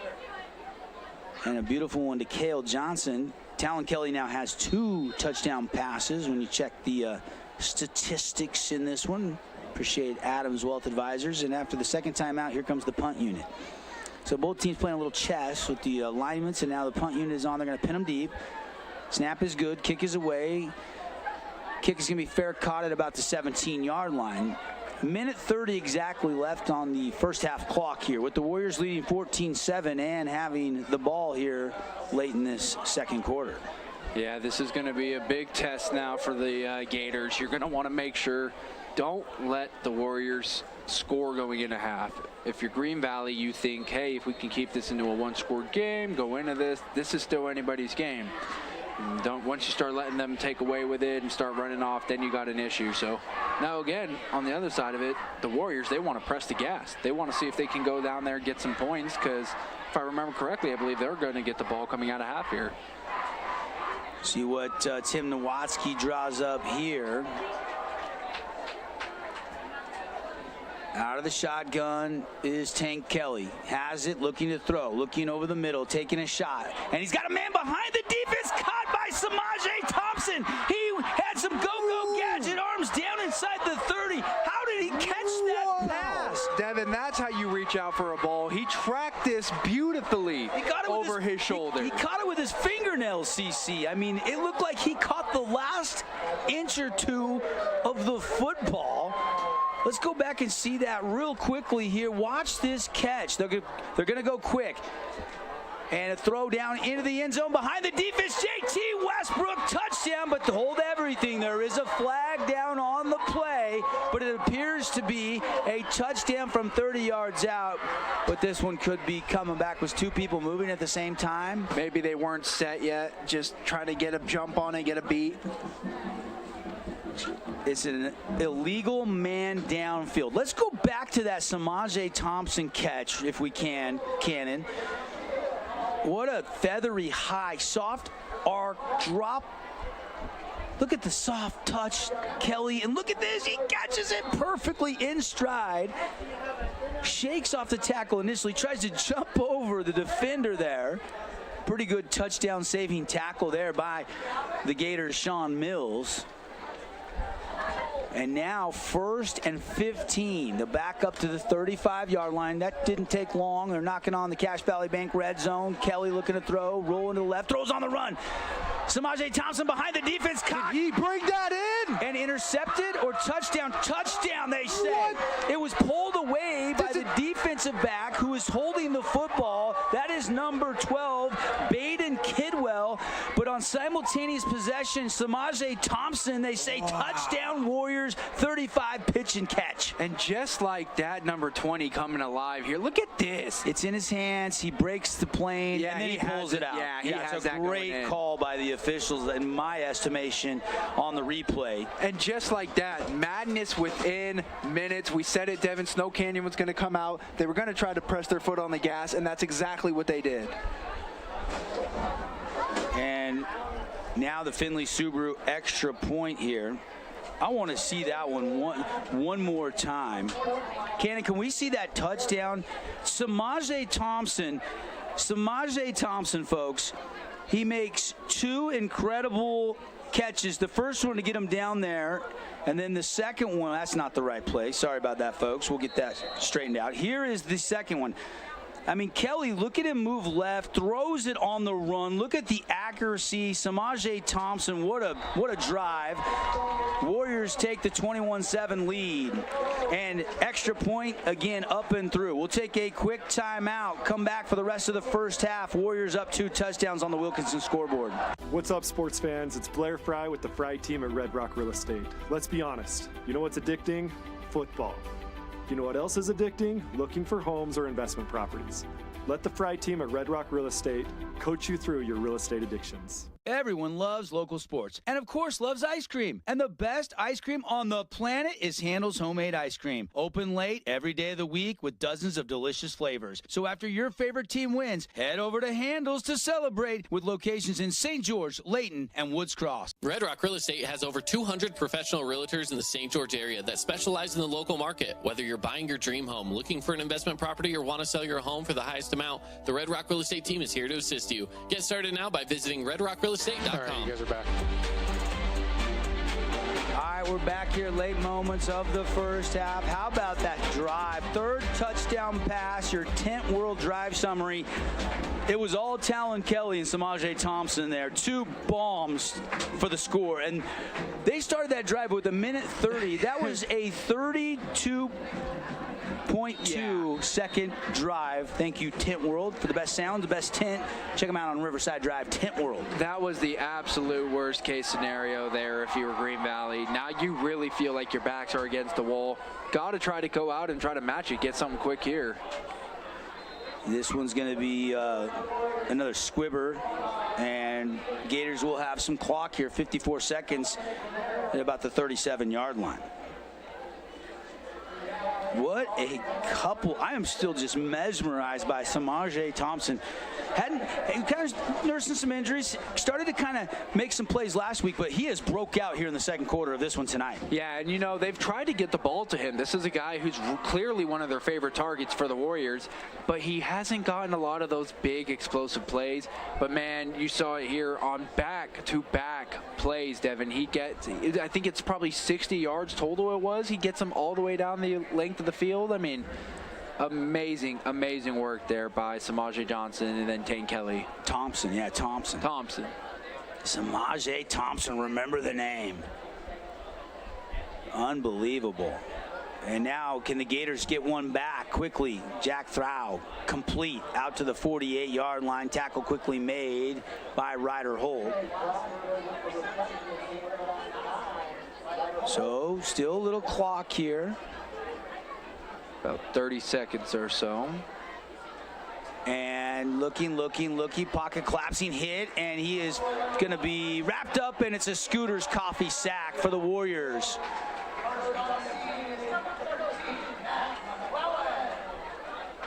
Wow.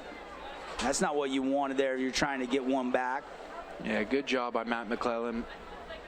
Closing that edge down, forcing the sack. This is going to give the Gators one last play, most likely here before the half. Jack Throw hit, and another Scooter's Coffee sack, and 4th down, and the half will end with back-to-back Warrior sacks, and they take a commanding 21-7 lead into the Rally Stop halftime show. CC, your thoughts? Yeah, I mean, Snow Canyon Warriors, you just got to give them credit. You said, hey, you got a minute and a half, go down there, see if you can get yourself some points. And what do? They're like, okay, cool, I'm going to do it in 2 plays. And they get down the field in 32 seconds for another quick touchdown. That's been the name of the game for Snow Canyon. It's the big plays. They've been getting them. They've been having success running the ball. But look at this, Devin, just an absolute dime down the field. I mean, that would look like a 60-yard completion within itself.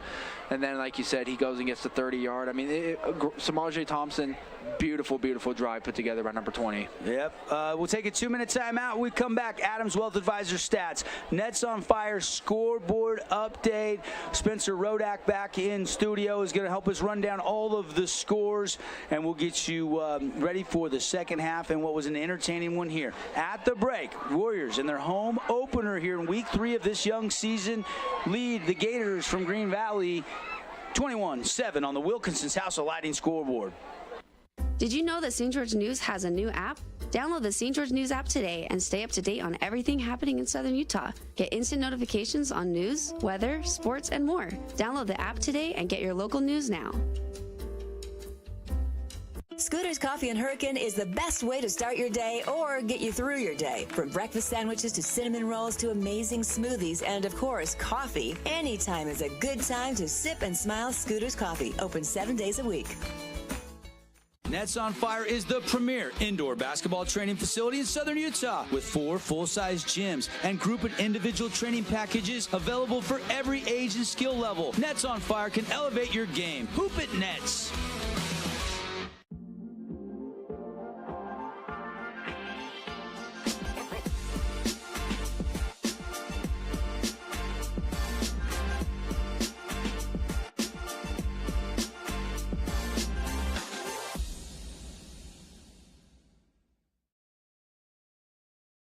Own property and want to rent it? Then you need the right team with 11 years of local experience, a staff of over 25 employees, and a 4.9 Google rating. Aim to maximize your rental income and find quality tenants while keeping turnover low to increase your revenue and truly maintain your property. Learn more at redrockpropertymanagement.com. Relatives coming to visit? Not enough room? Or maybe you're looking to host a family reunion and need a house with a pool? Well, Red Rock Vacation Rentals has got you covered. From 2-bedroom condos to 10-bedroom luxury homes, they truly have something for everyone. Plan your perfect getaway or staycation. Visit St. George, Utah Vacation Rentals.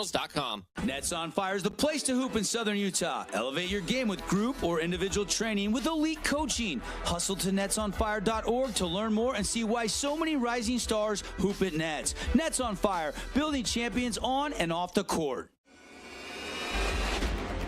Hey, welcome back here, Rally Stop Halftime Show. Devin Dixon, Connor Collins, and Connor, your thoughts on a fun first half, especially if you're a Warrior fan with a 21-7 lead at the break. Yeah, if I'm a Warrior fan, I'm thinking, great. We found out that our offense has woke up and they're moving the ball with ease. And if I'm a Green Valley Gator fan, I'm thinking, oh no, we've had a few chances now, but just can't quite put it together.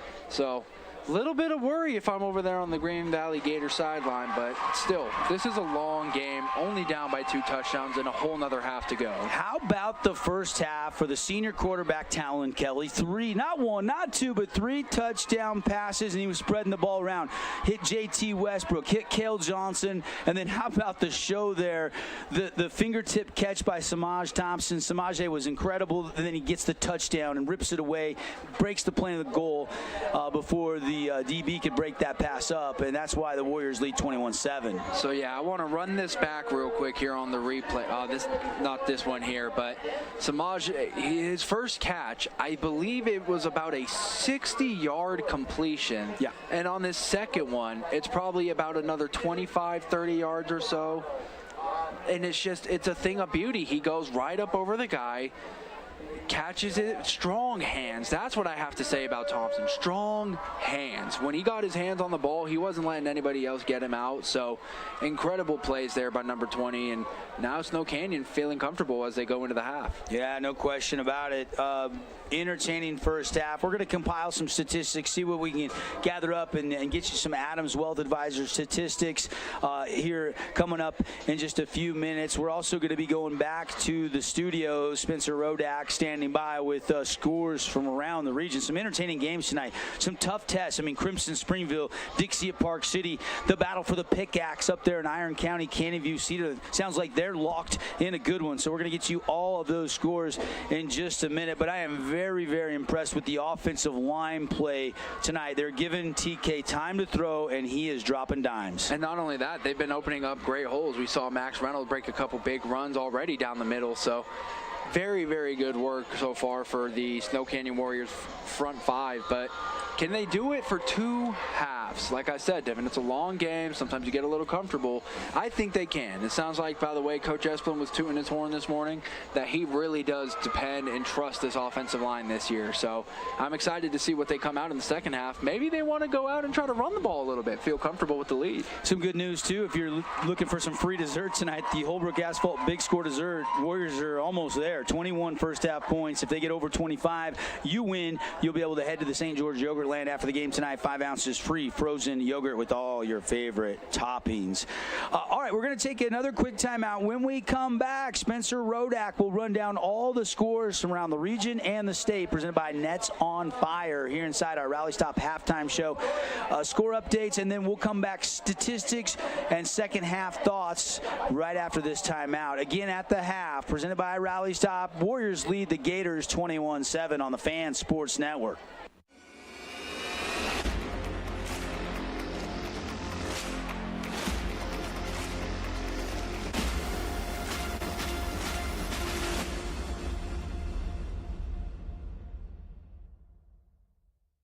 Hey, Region 9 sports fans, this is Matt Hickman with Academy Mortgage, a proud sponsor of Region 9 football. I would be honored to help you with your next mortgage, whether it's purchasing a home, building, or refinancing. Hey, I'm wide open. Let's connect for a touchdown. Hey, it's Sheldon Demke. Check out the latest episode of What's on the Menu, a behind-the-scenes tour of local restaurants. We'll see some of their favorite dishes and get an inside look on how these dishes are prepared. Check out this week's episode at stgeorgenews.com and click the shows on the menu tab. Adams Wealth Advisory is a financial planning firm that is combined with an investment firm to provide the best possible outcomes for our clients. I always believe if you're intentional with your financial plan, things are going to work out really well for you. Visit AdamsWealthAdvisors.com or call 752-1702 to schedule a time with an advisor today.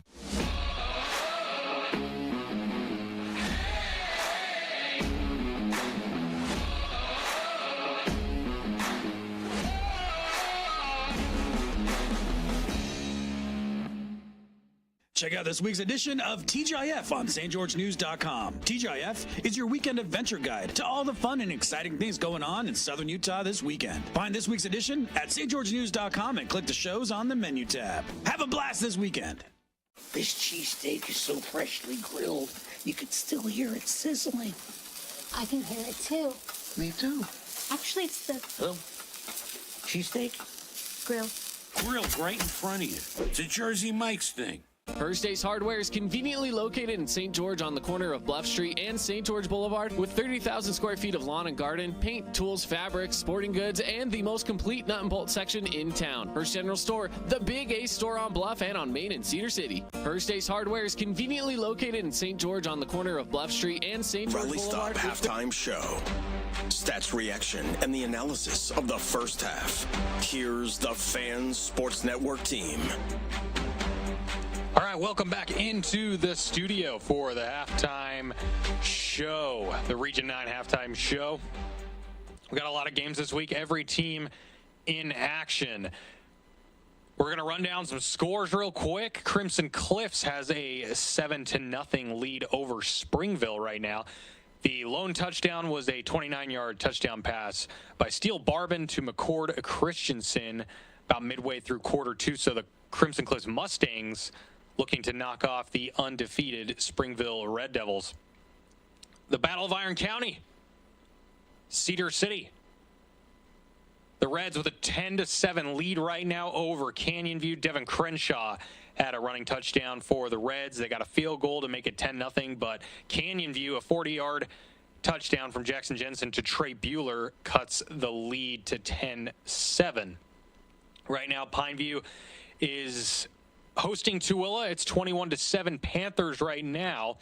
Adam Moore had a 1-yard touchdown run. Tooele tied it on a Bram Gustin 26-yard rushing touchdown, but Pineview scored the last two. Adam Moore, a 30-yard touchdown pass to Quincy Jones, and Adam Moore, a 5-yard touchdown throw to Brock Harris, who made an incredible one-handed catch. So right now it is 21-7 Panthers over the Buffaloes.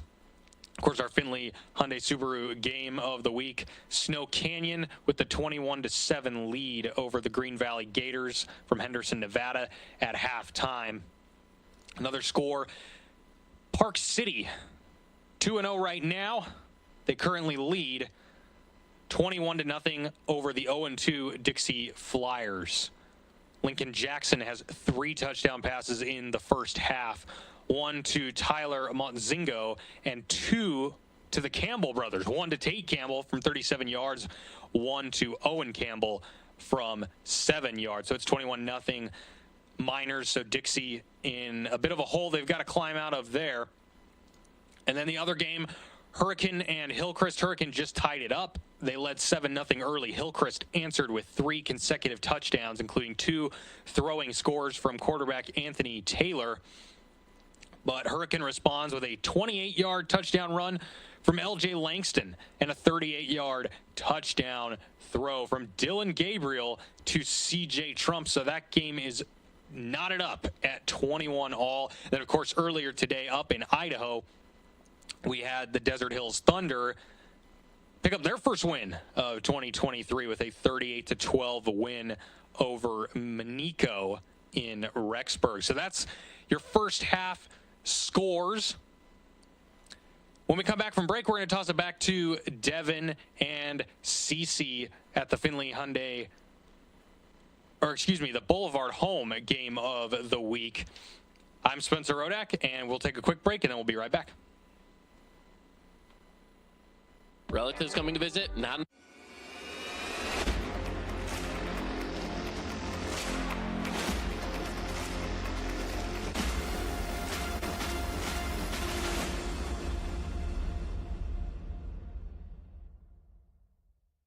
Hey, Region 9 sports fans, this is Matt Hickman with Academy Mortgage, a proud sponsor of Region 9 football. I would be honored to help you with your next mortgage, whether it's purchasing a home, building, or refinancing. Hey, I'm wide open. Let's connect for a touchdown. Hey, it's Sheldon Demke. Check out the latest episode of What's on the Menu, a behind-the-scenes tour of local restaurants. We'll see some of their favorite dishes and get an inside look on how these dishes are prepared. Check out this week's episode at stgeorgenews.com and click the shows on the menu tab. 526-390, Equal Opportunity Lender. It's time for Region 9 action in tonight's Boulevard home game of the week on the Fan Sports Network. Yeah, Rally Stop halftime show. Thanks to Spencer running down those scores. Devin Dixon, Connor Collins. Here's 21-7.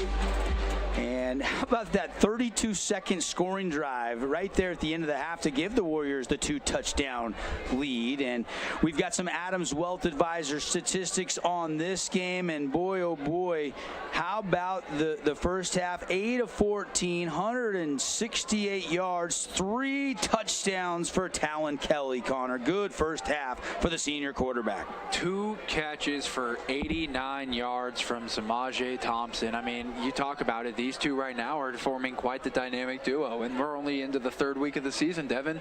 When this region gets rolling and you're looking at the end of the year, I'm only going to imagine what these two guys are going to be able to put up together. I just, that catch, that not the touchdown, but the first catch, Devin, where he stretched out over his right shoulder and brought in a ball that honestly I thought was sailing over his head. I was like, there's no way he's going to be able to catch up to this.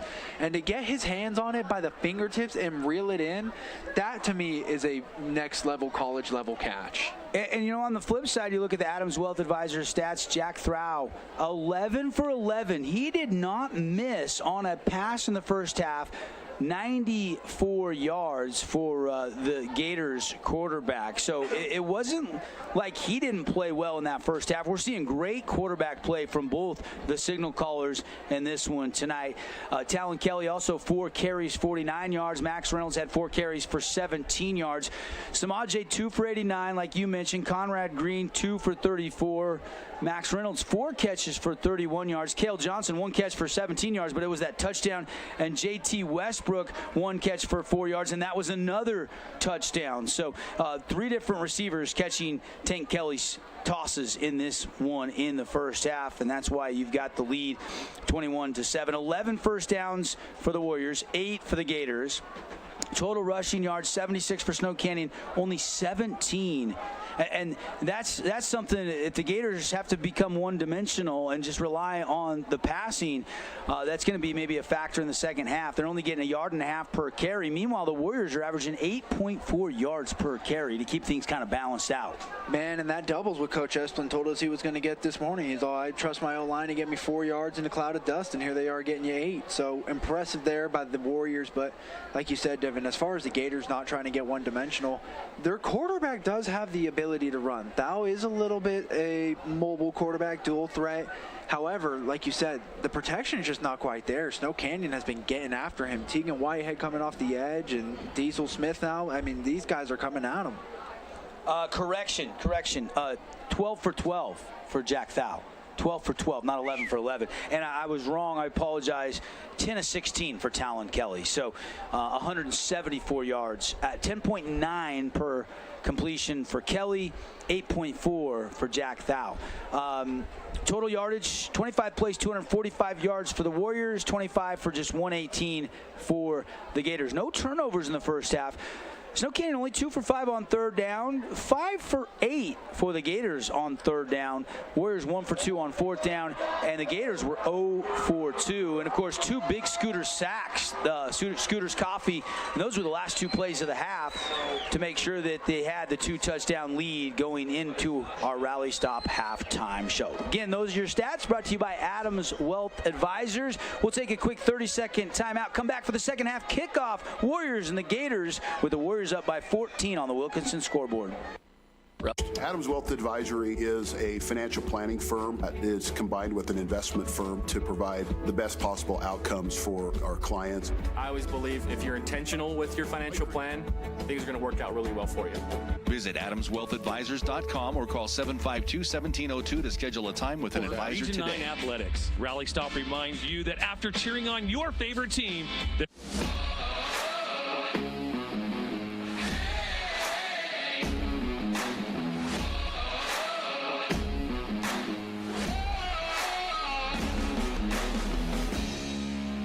Sports Network. Hey, welcome back. Devin Dixon, Connor Collins. Let's take a look at the second half adjustments. And Connor, if you're in the locker room for the Gators with Coach Clay Muro, what was he saying to his guys in the halftime? I think he's saying, hey, the scoreboard isn't telling the full story. This was a close game, despite the last 30 minute and a half of how that second half went.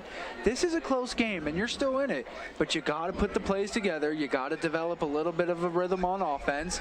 That one drive they scored, I mentioned it. It seemed like the one drive that Jack Dow had really settled into himself and got comfortable. If he can get back to that, I think Green Valley still had a chance to win this game. On the flip side, what was the message from Coach Esplin? Got to be pleased. They really did execute something he was looking to see improvement in week 3. At this point, if I'm Coach Esplin, I'm telling my guys, keep your foot on the gas. Don't let up yet, because this team still feels like they have a chance to come back in it. Go out there, get you another score, then you can go ahead and start to feel a little bit more comfortable. Touchback, kickoff goes into the end zone off the foot of Ammon Allred, and here come the Gators. They do get the opening possession. So a chance here to tighten this game back up if they can get Jack Thau down the field. He was, again, 12 for 12 in the first half, 94 yards, did not miss on a pass. Spread the ball around to a couple different receivers, had some good pocket presence.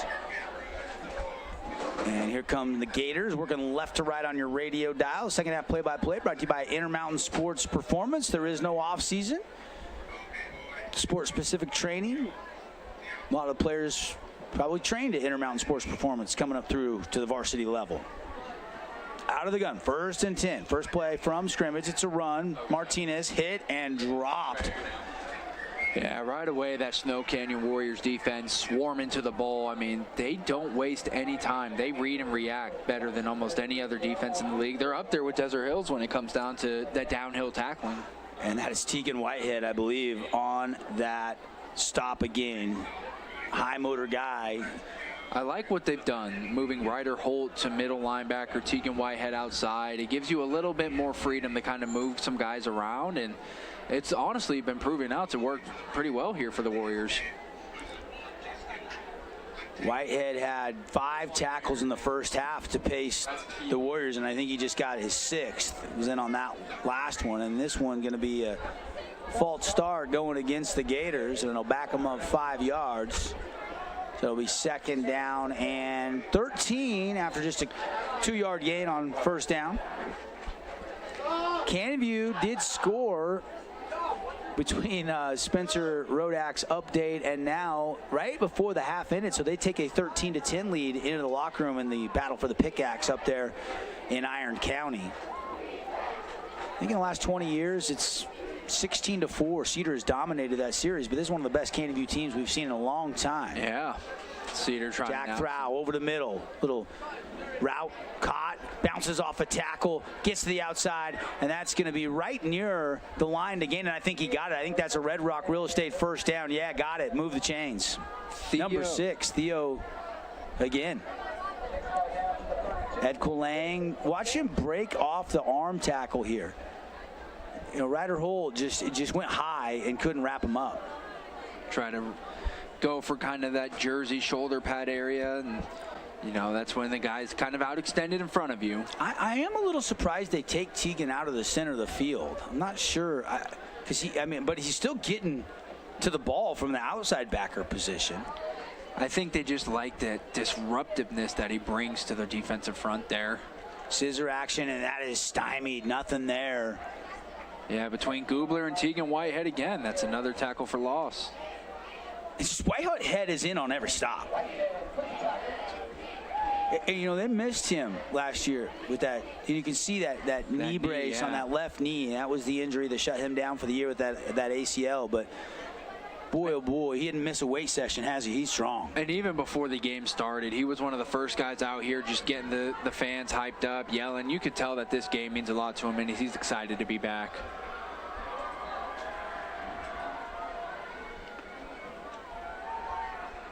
And pressure coming. Pocket collapses, and a Scooters Coffee sack.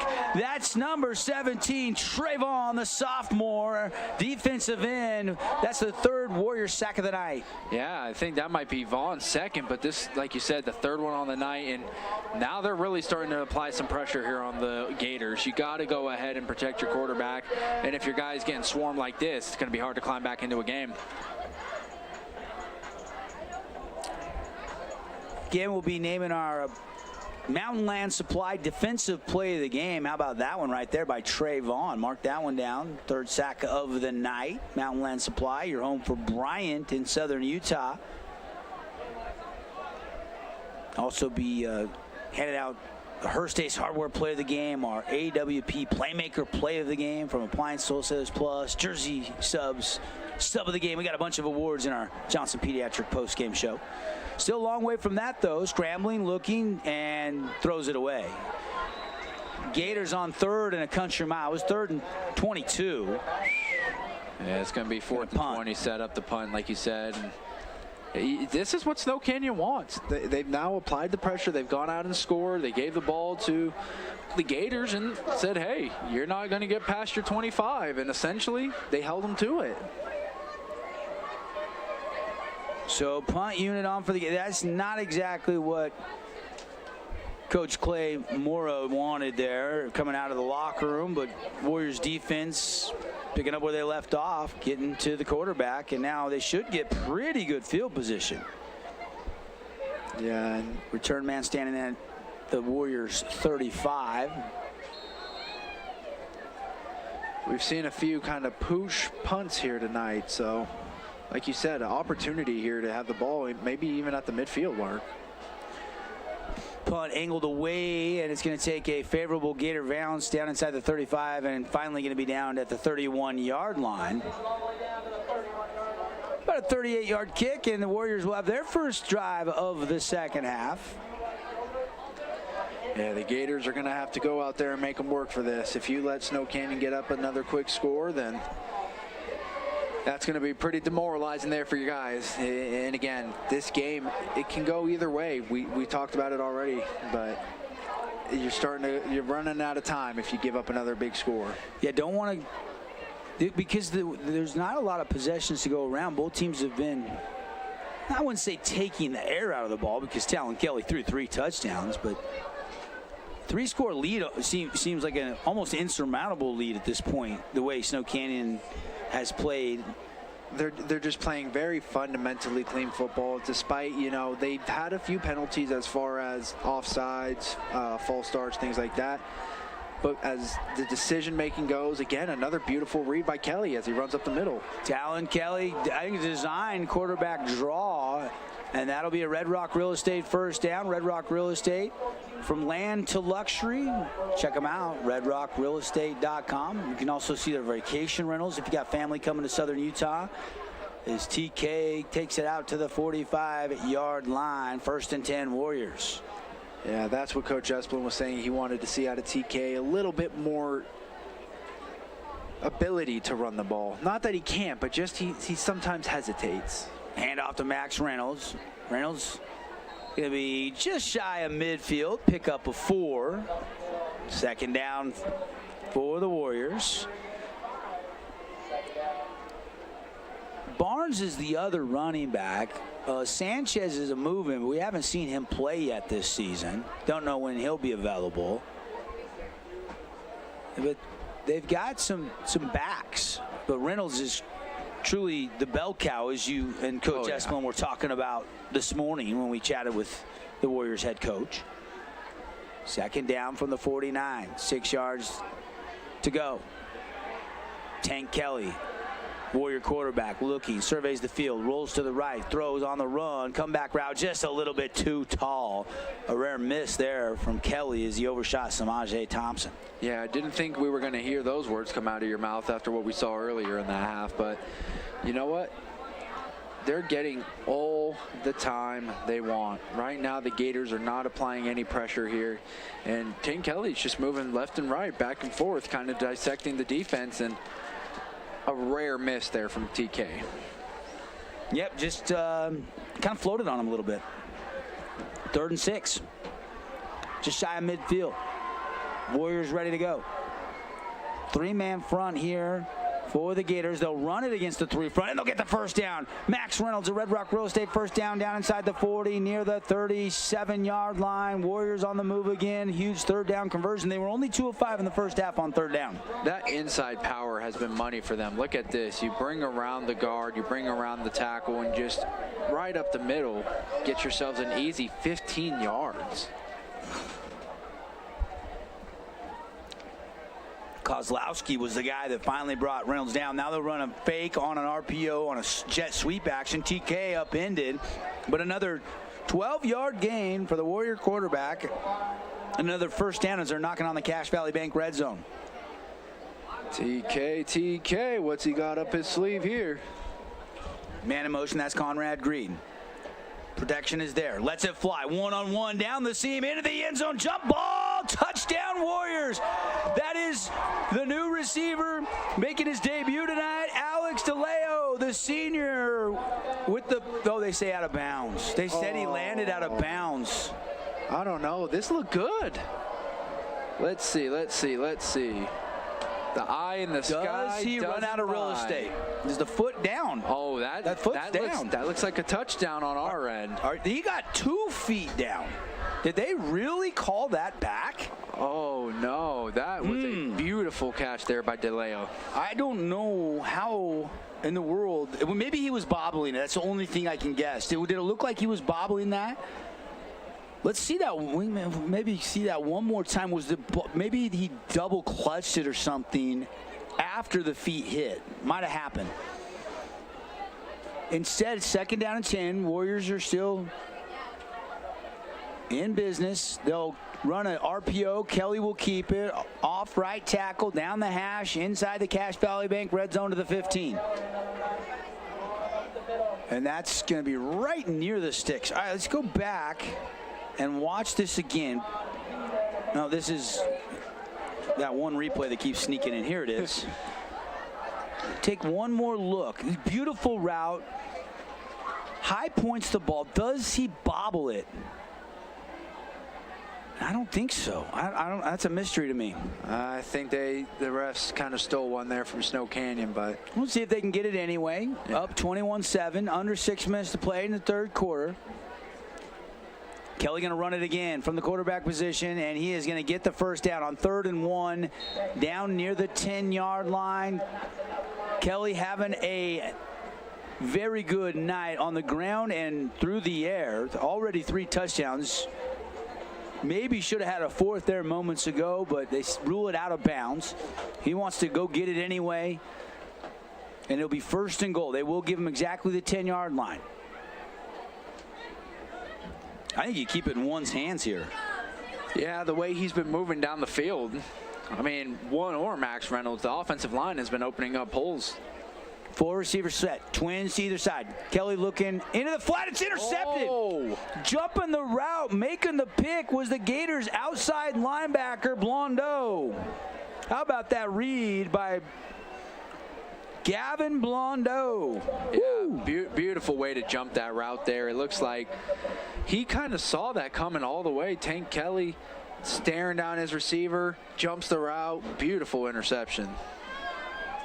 That's what the Gators needed. They desperately needed that. So they keep the Warriors off the scoreboard there. It's the first turnover by anybody tonight. Blondeau celebrating there on the Holbrook asphalt replay. Drive will start inside the 10-yard line. They'll be at their own 8 here. This is a good chance now for the Gators. They got to go and score. Still third quarter, 5:08 on the clock when they snap this first play of the drive, their second drive here in the third quarter. They'll run it to the outside, turn his shoulders north and south. Martinez won't get much. In fact, I don't even know if he got back to the line of scrimmage. Offensive line got to get upfield. If you're going to pull around the edge, big fella, you got to go and lay a block. Again, tonight's game brought to you by Team D Auto Sales.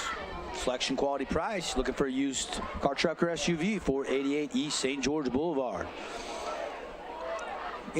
Two injured players have taken a knee. You got a trainer working on one Gator, another one slow to get up. One of the linemen, now he's up, and we've got an injury timeout. We'll keep it right here. 4:59 left here in the quarter. 21-7 on the Wilkinson's House of Lighting scoreboard. 5 years in a row, Wilkinson's been named best lighting store in southern Utah. And both teams will catch their collective breath for a second here. And it'll be second down and 10. Again, tonight's game brought to you by Handel's Homemade Ice Cream. Best ice cream on the planet. Open late on the weekends till 11 o'clock on North Bluff Street. Well, South Bluff. 281 South Bluff, to be precise, if you're an address guy. Everybody should know where Handel's is, right, CC? Oh, man, that was one of the first places I found when I got out here. I always try to find where the best ice cream is anywhere I go. And Handel's, by far, I was seeing the reviews, they took the cake. So second down and 10. Hope both those players shaken up were okay. We'll see if they're able to return. I could not catch the number on that far sideline. Those light gray numbers, hard to pick up as the sun is set and the lights are on here on a football Friday. Our Boulevard home game of the week. Second down, Jack Throw out of the shotgun, standing inside his own 5. They're going to run it, and a flag flies in, and maybe got it out across the 10-yard line, pickup of a couple, but flag immediately came from Kelly Holman, our head referee tonight. Yeah, not going to be quite enough and there. Probably going to be declined, though, and make it 3rd and 10. Legal shift is the call. Yeah, they will decline it. I think that's a good decision by Coach Mike Esplin, who played here as a Warrior back in the late 90s under legendary Warrior head coach Bill Jacobson. He won 2 state championships when he was the coach here, and Coach Esplin has really brought back some of those same Bill Jacobson traditions. And they were co-region champs last year, but an early exit in the postseason. They are hungry to make a run in the postseason this year again. Yeah, a lot of guys graduated there, but they got some guys who have come back and really taken over. You know, we mentioned Max Reynolds, Tate Kelly, Tegan Whitehead. Very good Snow Canyon Warriors team. 3rd down. Throw under pressure, and he is hit and he is dropped. The 4th Warrior Scooters Coffee sack of the night. Who got to him, CC? Was it Trayvon again? It was a handful of guys. Let's see here. It looked like Trayvon, and off maybe the that edge. was No, it was McClellan not with Vaughn. the finish. So Trayvon kind of off the edge, pushes him up in the pocket, right into McClellan, where McClellan finishes it off for the sack. Like you mentioned, the 4th sack on the night. Got to be loving this right now if you're Coach Esplin or you're a Snow Canyon Warrior fan. Matt McClellan, 6'3" senior. And 4th down and punt unit is on for the Gators. 3:34 and ticking left here in the 3rd quarter. Warriors should get excellent field position. Kick is low and caught on a run. Oh, he's got a chance here, Devin. To the 30. And finally taken down at the Gators 20-yard line, maybe even give him the 19-yard line. Smart play by JT Westbrook to catch it on a run. And the Warriors are going to set up in the red zone here. Yeah, take that momentum with you, like you said, right off of the return. And man, I promise you, as a quarterback, when you get to set up on your own 19-yard line and say, hey, all I got to do is throw a little 20-yard route, it's easy. It makes your job easy. So I'm sure there's a level of excitement right now for the Snow Canyon Warriors fans as they can just anticipate they have another chance to get on the board here.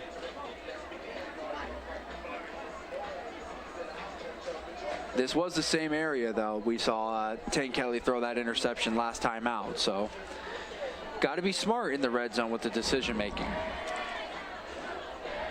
So, fourth down, the defense makes up for that red zone giveaway by the Snow Canyon offense, and now the offense has a chance here to try to punch this in. They're going to start this drive at the Gators 15-yard line. You got two footballs on the field. They're going to have to get one of those off.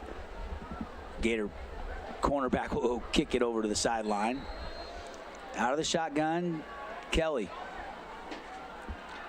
Barnes, I think, in the backfield.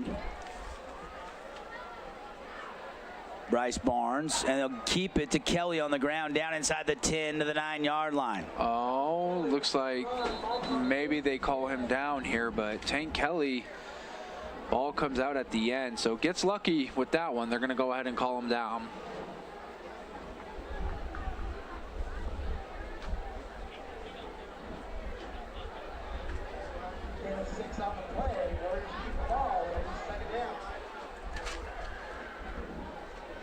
So now, second down, they can get a first down near the 5-yard line here. Kelly will move Barnes to the right. And here we go. Run up the middle again. Tank Kelly dashing his way into the end zone, breaks the plane of the goal for the special moment where you touch it down. Warriors have got the Holbrook Asphalt big score dessert on the scoreboard, over 25 points as they take the 27-7 lead. PAT pending on the 9-yard touchdown run right here by Tank Kelly. I'm starting to see why they call him Tank Kelly. Look at the way he caps off this run here, Devin. Just a little bing, give me the end zone. He's going to do whatever it takes to finish it. Gosh, this is just a game to open up with if I'm at home for the Warriors. This is what I talked about, a lot of energy in the stadium, and it seems Finley Subaru extra point is up, and it is good by all red. And 28-7, Warriors rolling right along. 2:20 left in the third quarter on the Wilkinson scoreboard. Stay with us, everybody. More football coming up when we return. Check out this week's edition of TGIF on stgeorgenews.com. TGIF is your weekend adventure guide to all the fun and exciting things going on in Southern Utah this weekend. Find this week's edition at stgeorgenews.com and click the shows on the menu tab. Have a blast this weekend. This cheesesteak is so freshly grilled, you could still hear it sizzling. I can hear it too. Me too. Actually, it's the Hello? Cheesesteak? grill. Grilled right in front of you. It's a Jersey Mike's thing. First Ace Hardware is conveniently located in St. George on the corner of Bluff Street and St. George Boulevard with 30,000 square feet of lawn and garden, paint, tools, fabrics, sporting goods, and the most complete nut and bolt section in town. First General Store, the Big Ace store on Bluff and on Main and Cedar City. Assist you. Get started now by visiting redrockrealestate.com. All right, here's your music bed. Hey, welcome back, everybody. Warriors, after the Tent World drive summary, that was all Tank Kelly. It was a short drive. It was a 4-play, 20-yard drive, 19-yard drive. Appreciate our friends at Tent World as the kick goes into the end zone for the touchback. And that's the kind of drive you like after looked like a touchdown that was not ruled a touchdown. Then moments later, you throw the interception. But how about the defense getting it right back?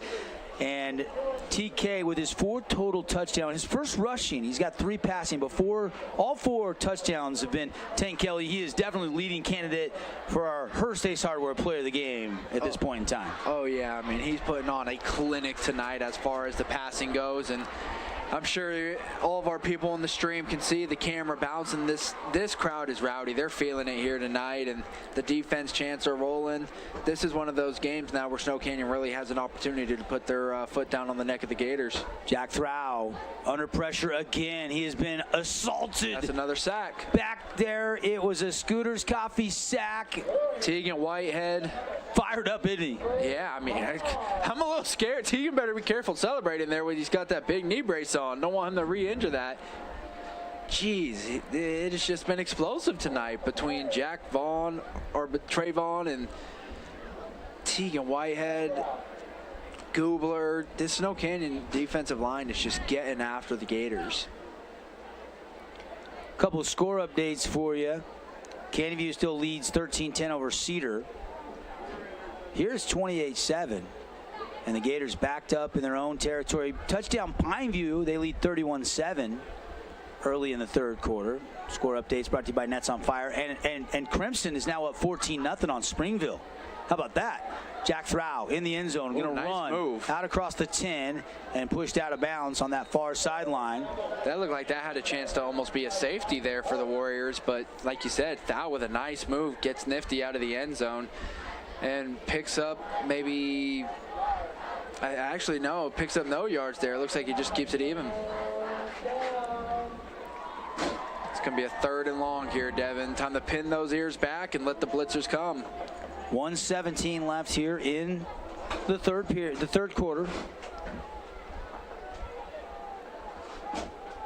Again, Desert Hills won earlier today. The first 2 weeks, Region 9 teams have went combined 2 wins, 5 losses, but everybody's winning right now in Region 9, or at least tied. I think Hurricane last report we had tied with Hillcrest. And a throw on the run, and it's tipped by Ryder Holt, and it falls to the turf incomplete, and that'll bring up 4th down and 16. And punt unit will have to come on again for Green Valley. The Gators have to boot it. Yeah, that would have been a good chance there for the Warriors to get one of those defensive plays of the game. But, hey, I'll tell you what, when you got as many sacks as they have right now on that D-line, you feel confident there. Barbin just hit Malachi Olafipo, and how about this? The Crimson Cliffs Mustangs beating up on a bigger classification school in the Springville Red Devils 21-0 over at Crimson Cliffs tonight. Yeah, the Mustangs are no joke, man. I think they're getting if they're not Team A, then they're Team 1B, because I'm telling you, they're hungry. After losing that state championship last year, they got a chip. They got some good players on that team. You look at Steele Barbin, Jacob Zarate, some of the other guys there. I mean, hey, that's a well-equipped team. Punt returnable by Westbrook out to the 30, down to the 28-yard line. Again, a low kick, and he's just catching it on a dead run. I mean, at this point, they're getting the ball almost every time within their own 30-yard line. They flipped the script on the field position, haven't they? Yeah, it's a downhill battle, I must say, if you're the Gators. You're now starting to get to a point where you can't even really get the ball on the other side of the field. You just feel like your back's against the wall every single play. And they are again. This drive will start at the Gators 30-yard line. Here come the Warriors. I've been impressed. We talked about, this offensive line having to get it done when you go back to our House of Jump keys to the game, and they have tonight as Max Reynolds will join Tank Kelly in the backfield here. Trips formation. Single receiver is Samaje Thompson at the top of your screen. Working right to left, ready to down. Shot into the end zone. Man is open behind the defense. Touchdown, Stewart. Holy smokes. Tank Kelly is putting on a clinic tonight. Karsten Stewart with the 30-yard touchdown. Tank Kelly's 4th passing touchdown and 5th total touchdown of this game. Dude, the guy is automatic, and we're not even done with the third quarter yet. Watch him just one arm nonchalantly just sling it. Just do. Knew exactly where his guy was going to be. I mean, beautiful play design. I'm impressed. I am very impressed with TK out here tonight. This is one of the best showings I've seen from a quarterback in the past couple years here. And I mean, honestly, this is one of those where I'm going to have to go back to the drawing board after this and reevaluate who I think might be the MVP at the end of the year. Finley Subaru extra point is up and in. We'll take the break. 35-7 on the Wilkinson scoreboard. Warriors rolling at home. Warrior Nation loving it. Red Rock Real Estate has over 2.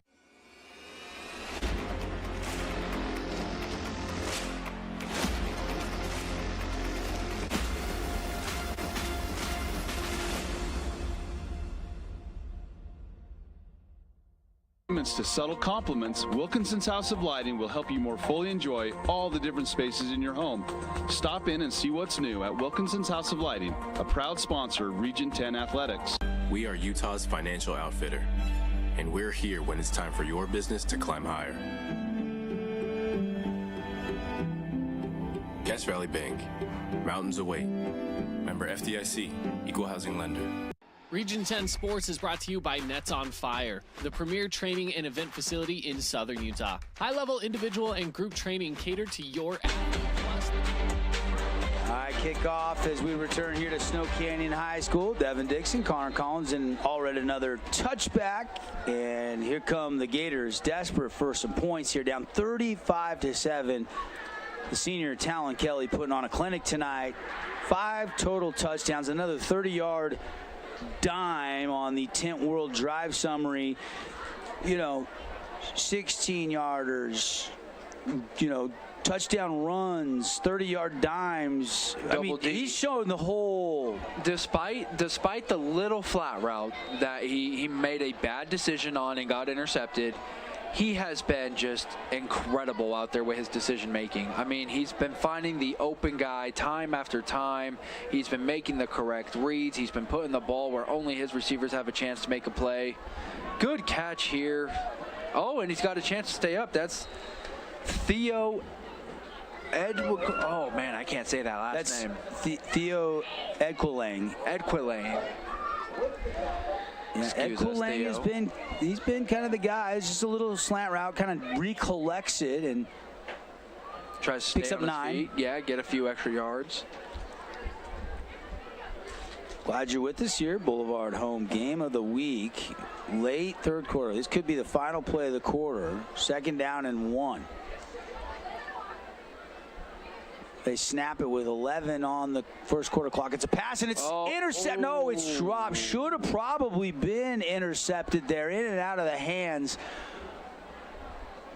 of the Warriors there. And that's Stewart, who just caught the touchdown, but he couldn't quite come up with that Oski. Sometimes your eyes get a little bit too wide and bright, and you're thinking to myself, is this really an interception coming my way? And just like that, you drop it. So hungry eyes, hungry wide, and that's a drop ball there. But let's see, 3rd and 1, you got a chance here to get the ball back. Jack Throw, Gators quarterback, who was 12 for 12 in the first half, cannot get much going here in the second half. Spent the entire time in his own territory. They'll run it. They'll get the first down out across the 37-yard line. Yeah, nice little run there by, was that Esteban, or I think that was a new running back. I think it was number 30, wasn't it? Elijah Cobwell. And that'll do it for the end of the third quarter. A quarter dominated by the Warriors. They got that late touchdown to lead 21-7 at half. They outscore the Gators 14-0 in the third quarter. A run and a 30-yard touchdown pass from Tank Kelly. They got the commanding 35-7 lead on the Wilkinson scoreboard. Fourth quarter coming up when we come back. As a local business owner, it's important to get the word out about your business. More people equals more revenue for you. Get your business in front of over 160,000 people in southern Utah each week with St. George News. Contact St. George News today. We love giving back to our community, and over the years, we have provided vehicles for families in need, supported local charities, and helped train our first responders. Dealer Collision, your place for collision repair. What's up, sports fans? It's Blair Fry with the Fry team at Red Rock Real Estate. Let's be honest. You know what's addicting? Football. You know what else is addicting? Looking for homes or investment properties. Let the Fry team at Red Rock Real Estate coach you through your real estate addictions. Playmaker of the game. It's time for Region 9 action in tonight's Boulevard home game of the week on the Fan Sports Network. Back live here. Devin Dixon, Connor Collins, start of the fourth quarter. Jack Throw going to throw and looking down the sideline into double coverage, maybe triple coverage, and it's incomplete. Yeah, that's one of those decisions where clearly Thal trying to make something happen, something out of nothing, but really kind of got away with one there with that not being intercepted. Equilang was the intended receiver. Again, tonight's game brought to you by Handel's Homemade Ice Cream, open late. Have you ever had the Graham Central Station? Oh my gosh, that's my favorite over there at Handel's on Bluff Street. Open till 11 on your Friday night. Go and get some. We're kind of on the way home. Yeah, tonight, I was going to say, maybe even get some Yogurtland. We got the Holbrook Asphalt Dessert in play tonight. You got options. Love our partners. No question. Second down and 10. Jack Throw rolls out, hits his man. Trying to cut back, spin move, and got the first down. It's about 2-3 yards shy, then went to the whoop spin move, and that'll move the chains. That's a Red Rock Real Estate first down. Looks like that was number 6, Theodore Ecuador again. Equilang. God, tricky name to say.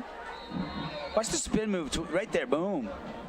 And that's what freed him up to get those extra couple yards. Yeah, if I'm Coach Morrow, I might be trying to find a way to get Theodore the ball a little bit more. Equilang's had a nice couple moves here tonight.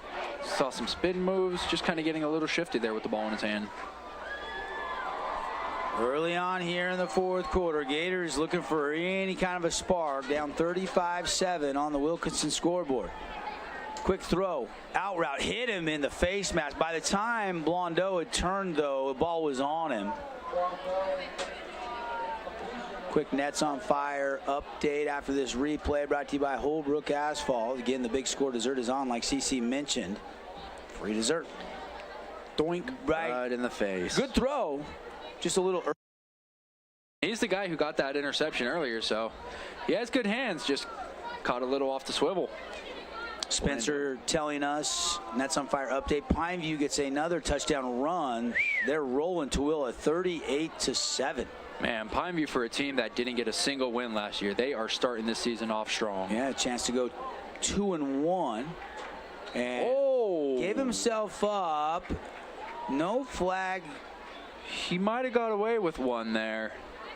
Yeah, it looks like Coach is going to pull him aside and say, maybe now, Diesel, let's be careful. Coach Dre Smith, the defensive coordinator down there, coaching him up. What an impact he's had, not only on the football program, but on the track and field program. Oh, yeah. You talk about Snow Canyon, and they're really synonymous when it comes to track and field. And all of their athletes do it. You look at Owen Mackey on the basketball team. You look at some of their guys here on the football team, and especially the coaches. Everyone involved here. Snow Canyon takes their track and field serious. And Dre Smith, defensive coordinator, has been huge. Justin Redfern was the National High School Track and Field Coach of the Year, and he gave a lot of credit to his assistant coaches. We saw Justin in the booth when we were getting here, arriving at Snow Canyon. Another tackle, and on fourth down, that is a turnover on downs. They got back to the line of scrimmage, and that was it, and the Warriors will take back over right at midfield. This defense is humming in the second half, and now we've got a officials timeout. I think that's quarterback Jack Thau down on the ground after that run, a little shaken up. Thau is, yeah, he is down. Snow Canyon coaching staff taking a look. Here comes the Green Valley medical staff. Tonight's game brought to you by Intermountain Sports Performance. Appreciate Intermountain Sports Performance. Check them out on Instagram. There is no off season. Get sport-specific training for every sport. A couple Southern Utah locations. One of them inside Nets on Fire. Warriors offense humming, defense is coming, and they are leading 35-7 with 10:06 left here in the fourth quarter in our Boulevard home game of the week. Coming up, we'll have the Johnson Pediatric Dentistry post-game show. We'll get all the final stats. We'll hand out all of our awards, like our AWP Playmaker Play of the Game, Jersey Mike Sub of the Game, Hearst Ace Hardware Player of the Game. I'll tell you, this defense has made a couple dealer collision big hits tonight, haven't they? Oh, yeah. I mean, we talk about already kind of Goobler earlier in the game. He had that big hit against Thau, trying to make a run up the middle and just got met in the middle by big number 56. And now, after the injury timeout, the defense has to take a timeout, first of the second half. And so Warriors can talk things over. They'll mark it just shy of midfield at the 49. We'll keep it right here. Timeout's brought to you by Luke Udy at American Family Insurance. Give Luke a call, get a quote, see how much he can save you. Rates are going up, but they've got a bunch of discounts available, so see how much Luke can save you. got a Costco card, got good grades, lots of ways you can save money on your home, auto, and life insurance with Luke Udy at American Family Insurance. Proud sponsor of high school sports here on the network. Glad you're with us tonight on the radio, 95.3 or 99.5 in St. George, 93.1 up in Cedar City, or, of course, streaming tonight on KSLSports.com and theFanSportsNetwork.com. I'm Devin Dixon, joined by Connor Collins, and been a little bit of a breakout party for Talon Kelly tonight. He had 300 yards and 2 touchdowns passing last week. 5 total touchdowns already in this one. And the backup quarterback is in for the Warriors. Pass outside, it's caught, and that'll be a Red Rock Real Estate first down inside the 35-yard line. And that is number 15, Easton Nowatzki, the sophomore.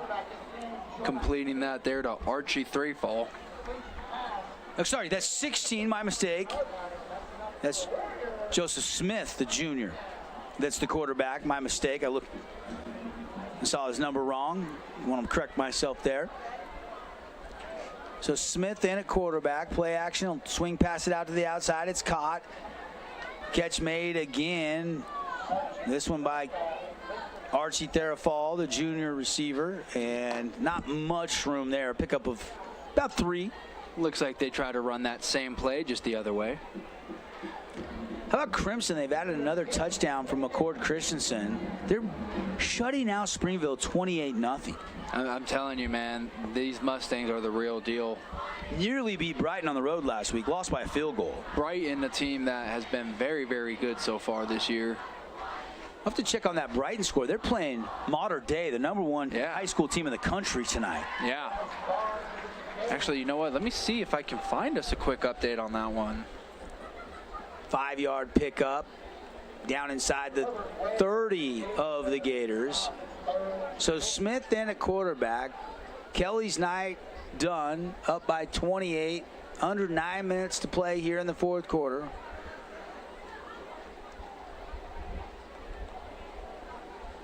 Here's Smith out of the gun. Barnes in the backfield. Handoff goes to Barnes. Right up the middle, and that's enough for a Red Rock Real Estate first down. Yeah, and that crowd is giving the energy right now to the Warriors, and they're just using it to slowly churn away that clock now as they move down the field. That Bingham game, I think, is actually tomorrow. They play Mater Dei. Yeah, I was going to say, I'm checking right now. It looks like that's going to be for tomorrow. You're correct. But that'll be interesting, won't it? See how Utah kind of stacks up. Yeah, Mater Dei, one of the best. Actually, I believe they are ranked. They are number 1. Bishop Gorman is number 2, and they played Corner Canyon last weekend. And Corner Canyon, Wilson had a really good performance. I heard the Bishop Gorman coach said he's the best quarterback he's ever coached against at the high school level. Of course, Gorman ended up winning that game, pulling away late. Smith with a keeper, hard hit, but he's going to pick up 6 down inside the 20. They'll mark it at the 17. Actually give him almost 7. Chewing the clock a little bit here. 7:17 left on the fourth quarter clock. Again, the Warriors up on the Wilkinson's House of Lighting scoreboard, 35-7. Let the play clock tick down here, not in a hurry. In the Cache Valley Bank red zone. Mountains Awake, your financial outfitter. Stop by Cache Valley Bank. Let them go to work with all your financial needs. Oh, high snap bobbled. He gets the handoff, breaks the tackle, and scooting to the 15-yard line, taking a little lime and turning it into lemonade there for Barnes. Nothing like your quarterback fumbling the snap and just absolutely sacrificing his running back. But Bryce Barnes shows you a little burst there to the outside. Yeah, it's nifty. Gets away from it, and like you said, make some lemonades out of lemons. Bryce Barnes kind of getting all the work here. Looks like Max Reynolds' night is done. He did have a little tweak ankle last week, so couldn't tell by the way he ran the ball tonight. Give to Barnes again, and this time the Gators front drives him back. And not much there. It'll be 4th down. And it looks like for the most part, other than kind of the big guys up front, we're starting to see Coach Esplin rotate in most of their second, third string guys, get everybody a little bit of time here tonight. Officials timeout. Another injury timeout, rather, as the Gators player is starting to maybe cramp a little bit. And he's up. He's okay. That's number 21, Rice and Lum, the senior linebacker. 5:57 to go. Student section having a good time tonight as they are leaning to the left and leaning to the right. I don't know if you can see that on our camera, other than you can probably see the shaking. They are rattling the entire grandstand. It's a one-camera shoot tonight, so we're not able to get the students, but they're having fun here tonight. All the camera people up top here are like, hey guys, we just hope my tripod's locked in tight. Yeah, last thing we want is a camera flying over the ledge. After the injury timeout, Smith will hand off again. And on 4th down, he's going to stretch down to the 15, and I don't think he got it. It's going to be a turnover on downs. About a yard shy of the first down, had to get almost to the 14-yard line, and the Gators defense gets a turnover on downs and will take back over with 5:33 left on the fourth quarter clock. But Snow Canyon with the big lead, up 35-7. Yeah, time for Coach to kind of look at his guys here for the Gators and say, hey, show me what you got. This game may not be within winning distance now, but what are you going to do? Are you going to show if you got some quit? You're going to show if you got some fight? Time to see what you got before you get into region play. Pineview's up big, Crimson's up big, Snow Canyon's up big. Desert Hills has already won. So that's 4. You predicted 5 tonight, at least. Might be, if Hurricane wins and Cedar wins, it might be 7. And we might go 7 for 7. Yeah. We'll see how the region does. Of course, we'll have, after our post-game show here. Looks like Benjamin Parker's in now, the backup quarterback for the Gators. Yeah, you were watching him in warm-ups. He looks like a nice change of pace, more of a athletic running quarterback. He had a decent build to him. I was watching him warm up, and I said, hey, you know, this kid's got a little bit of size to him. Looks like his arm's got a little bit of juice. So, well, and see what he does with this opportunity. Of course, Morrow, I mean, you see Coach Esplin pull out some of his starters, and now he answers. So both teams know it's all over but the final score here. Yeah, you're down to the final 5 minutes or so in this fourth quarter, 35-7, Snow Canyon on top. So at this point, you just kind of want to make sure you get out, get your guys healthy, and can continue to have a season further down the line. A lot of the twos in as Martinez will get a Red Rock Real Estate first down. Warriors don't have one starter out there, I don't believe, on defense.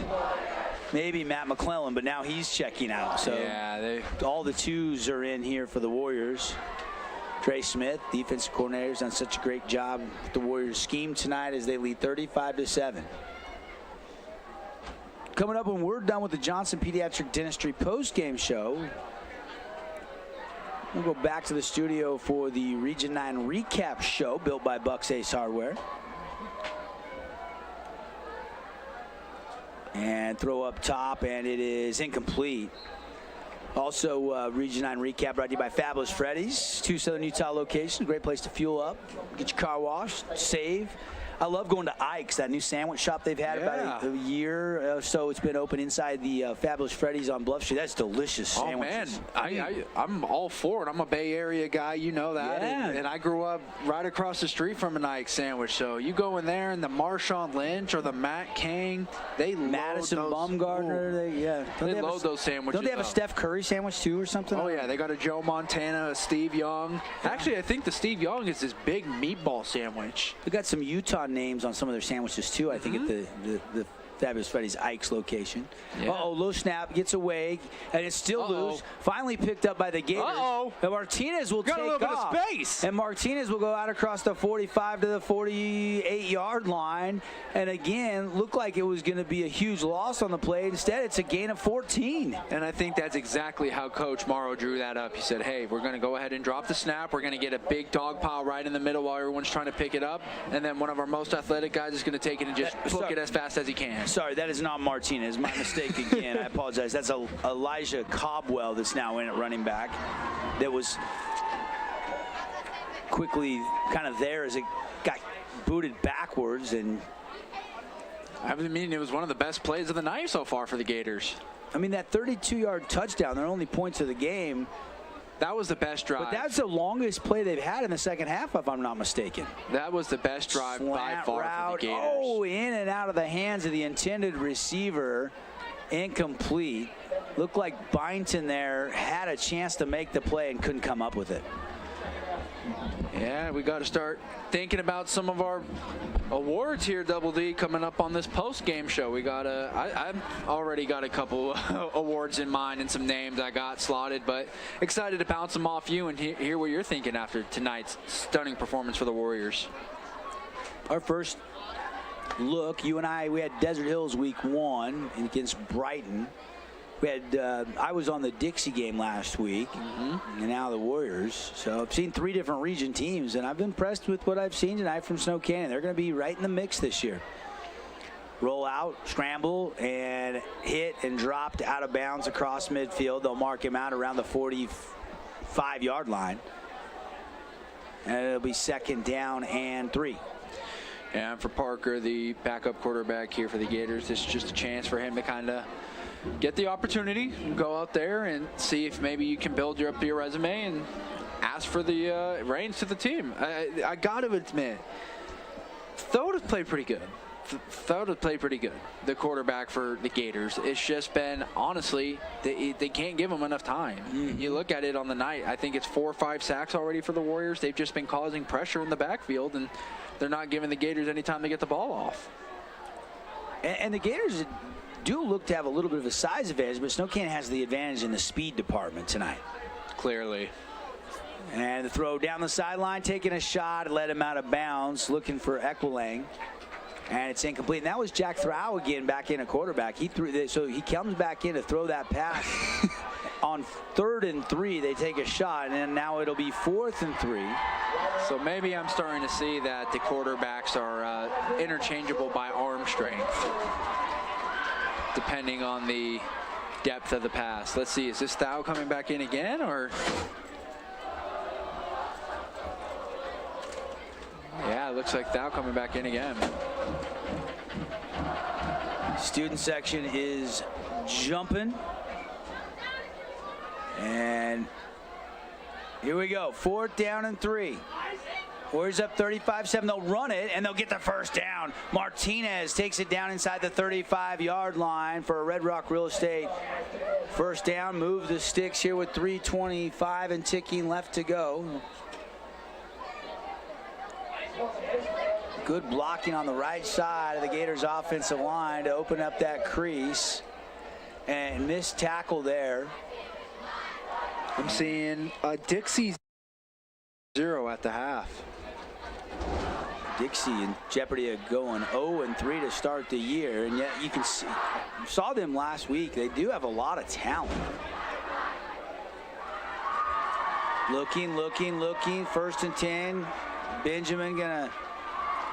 Benjamin Parker gonna roll out and decides to run, and tackle made there by the Warriors, number 31. That is Kalen Kelly. Kalen Kelly.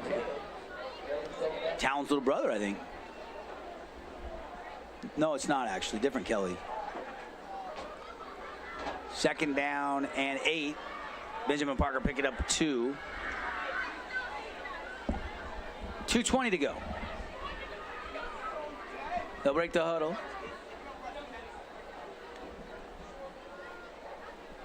And taking some time here.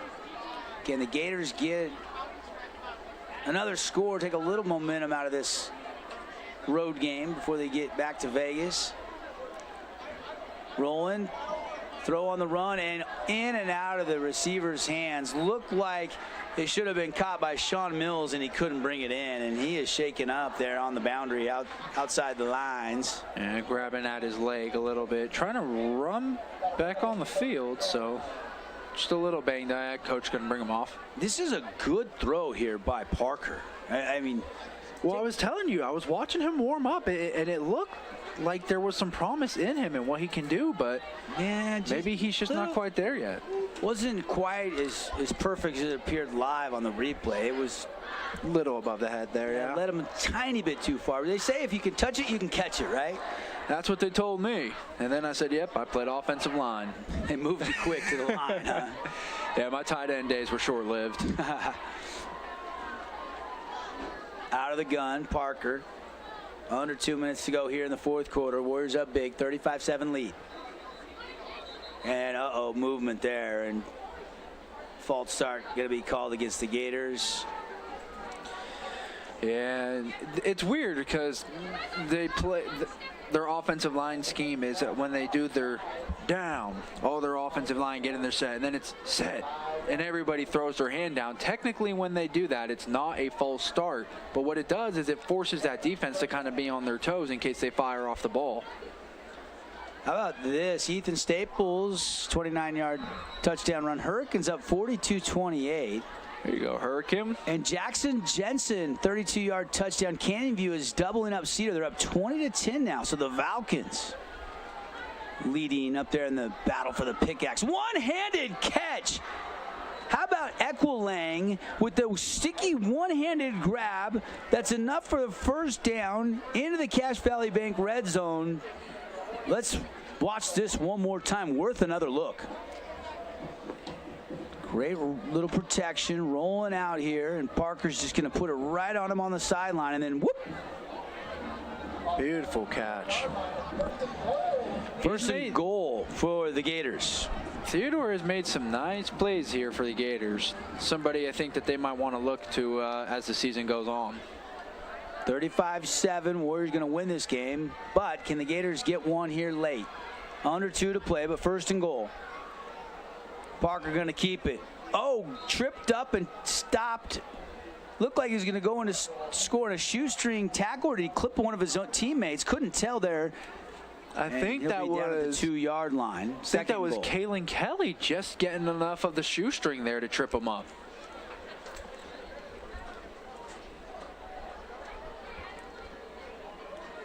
So second down and goal, just outside the 2.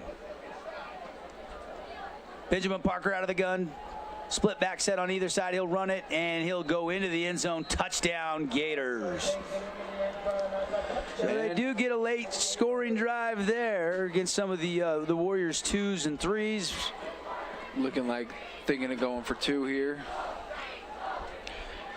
Good drive there by Benjamin Parker coming in for the Gators. I mean, yeah, making something out of nothing a couple times with his legs, and like you said, had a couple passes that were impressive enough to keep the drive moving.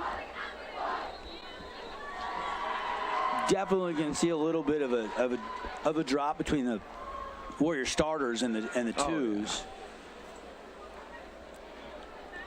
Something that they'll look at the film, and they'll bring those young guys along. I love getting guys some varsity action though early in the preseason. Get their confidence up. Nothing like game time experience to make you a better football player. They'll go for 2 here. Parker will hand it off. Martinez got the 2-point try. So 35-15 on the Wilkinson scoreboard with just 1:07 left in the fourth quarter when we come back on the Fan Sports Network.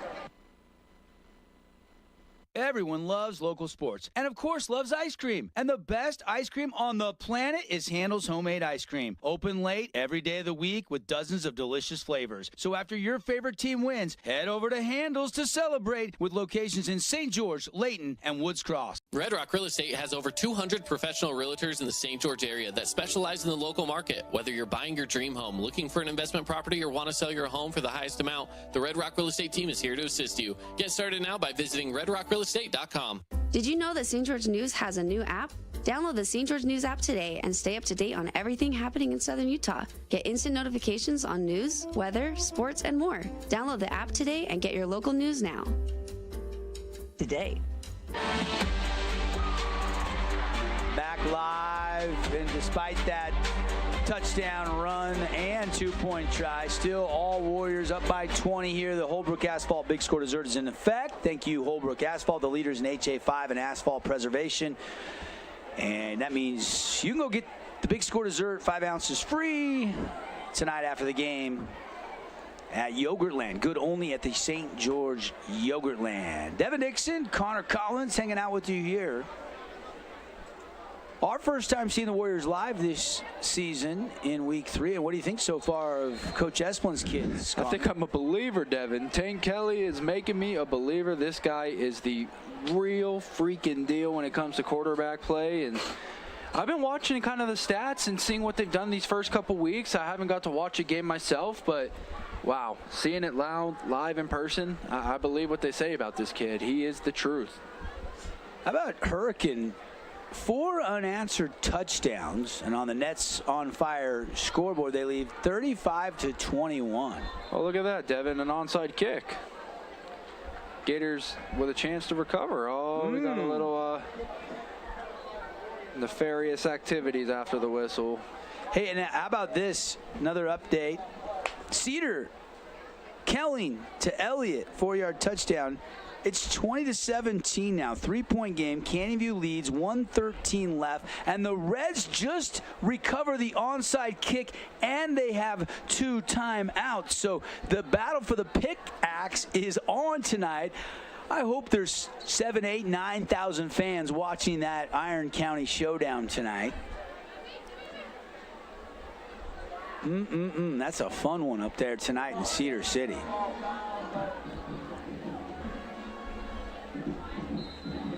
So the penalty, unsportsmanlike conduct is the call, and now the Gators will take a timeout. And the Warriors will take over with 1:03 left in this game, and really they can just go victory formation if they so choose, or run the ball 2 times and get out of here. Yeah.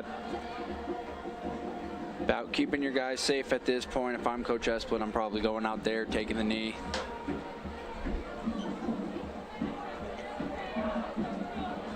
Good game for the Warriors, though, Devin. They came out, they answered some questions. I think we saw a couple guys in the wide receiver room kind of step up and separate themselves from the pack. Samaje Thompson being one of them.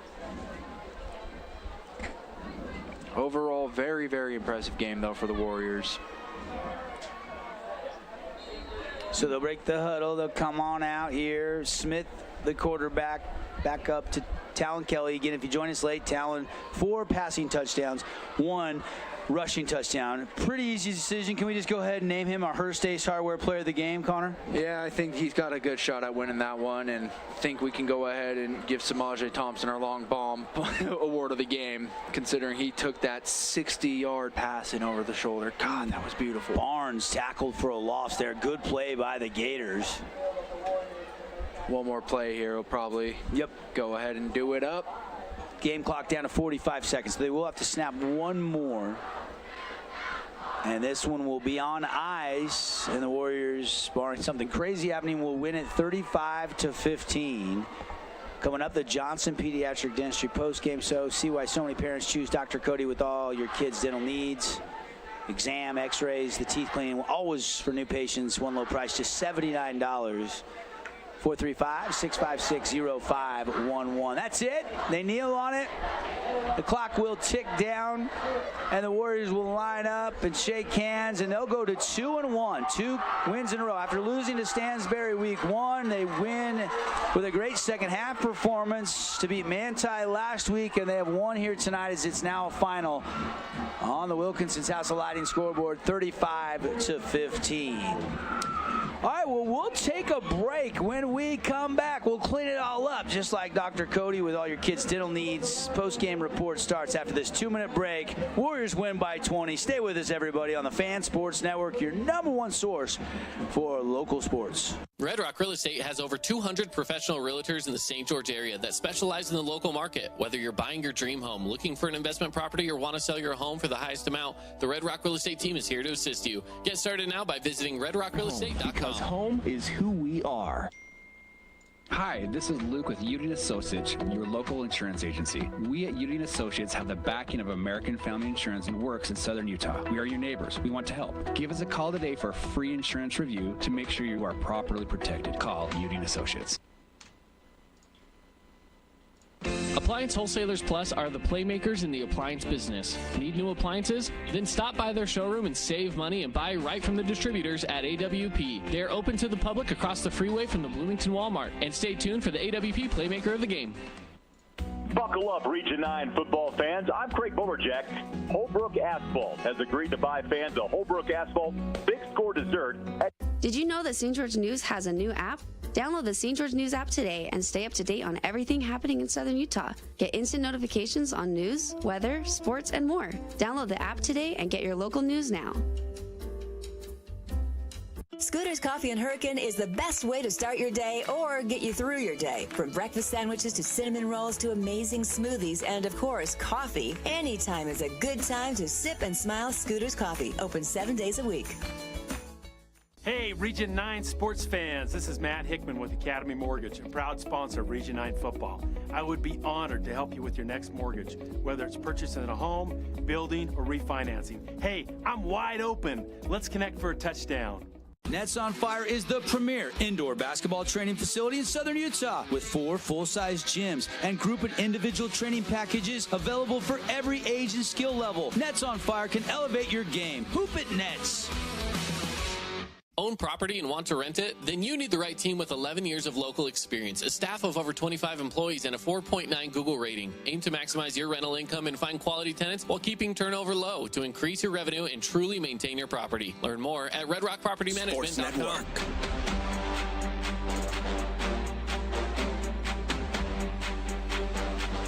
Hey everybody, welcome back. Johnson Pediatric Dentistry Postgame Show. Devin Dixon, Connor Collins, Cannon Sechrist, our video producer on the live stream tonight, Sebastian on the camera, Spencer Rodak back in the studios. We'll be going back to the studios for the Region 9 recap show built by Bucks Ace Hardware, Finley Subaru, and Fabulous Freddy's. But not done with this one yet. Tons of awards, final statistics, lots to break down as Snow Canyon wins it tonight 35-15.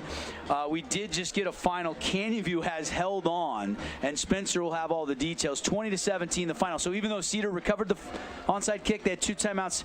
They couldn't do anything with it late that there. One hurts. Canyon View wins that showdown tonight. They're 3-0, and they look like a legitimate 3A contender. Yes, that one hurts for Cedar. And you know, Coach Bennett, he's been on the show with us talking about making that change from Coden Lund to Kellen, and you had a chance to win it. You were up and you had your moments, but you let it slip.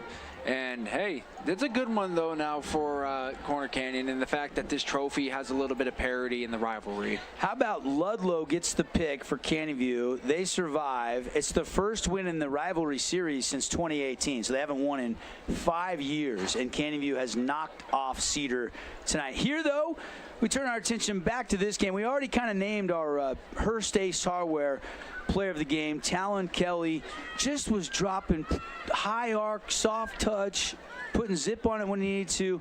4 passing touchdowns, 1 more rushing touchdown, and he is your Hearst Ace Hardware player of the game. Hearst Ace Hardware locations, heart of downtown St. George, Cedar City. They always got a variety of products at prices that please. We've got lots more awards to get to. Let's run through those, and then we'll get you some final statistics on this one. And, of course, again, stick with us all night long. We still got a bunch of scores to run down and reaction to all of tonight's game. Looks like it's going to be, CC, a lot better, you know, overall night in week 3 of the preseason for Region 9 teams. Although Cedar has just fallen. But Hurricane, Desert Hills, the Snow Canyon team, Crimson, and Pineview all look like they're going to win tonight. Looks like instead of 2-5 like we've won the last 2 weeks, looks like it's probably going to be a 5-2 night for Region 9 teams. And that's good. Get the little bit of switch up, but don't look now, Double D. I might be getting a little worried.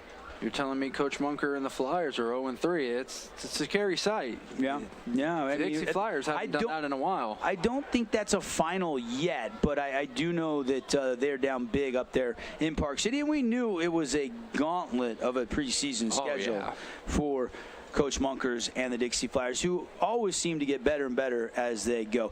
Let's go to our Appliance Wholesalers Playmaker play of the game. It's really a series of plays, but here for our streaming audience, here we go. Brought to you by the Playmakers in the appliance business, the local boys at AWP. And this was one of those dimes that we were talking about as Tank Kelly was just absolutely pinpoint tonight with these touch passes, and he had Samaje Thompson. They're backed up at their own 17-yard line, and he gets one-on-one coverage and goes down the seam. Samaje's at the top of your screen, and watch this high, soft flick of the wrist from TK, and look at the stretch.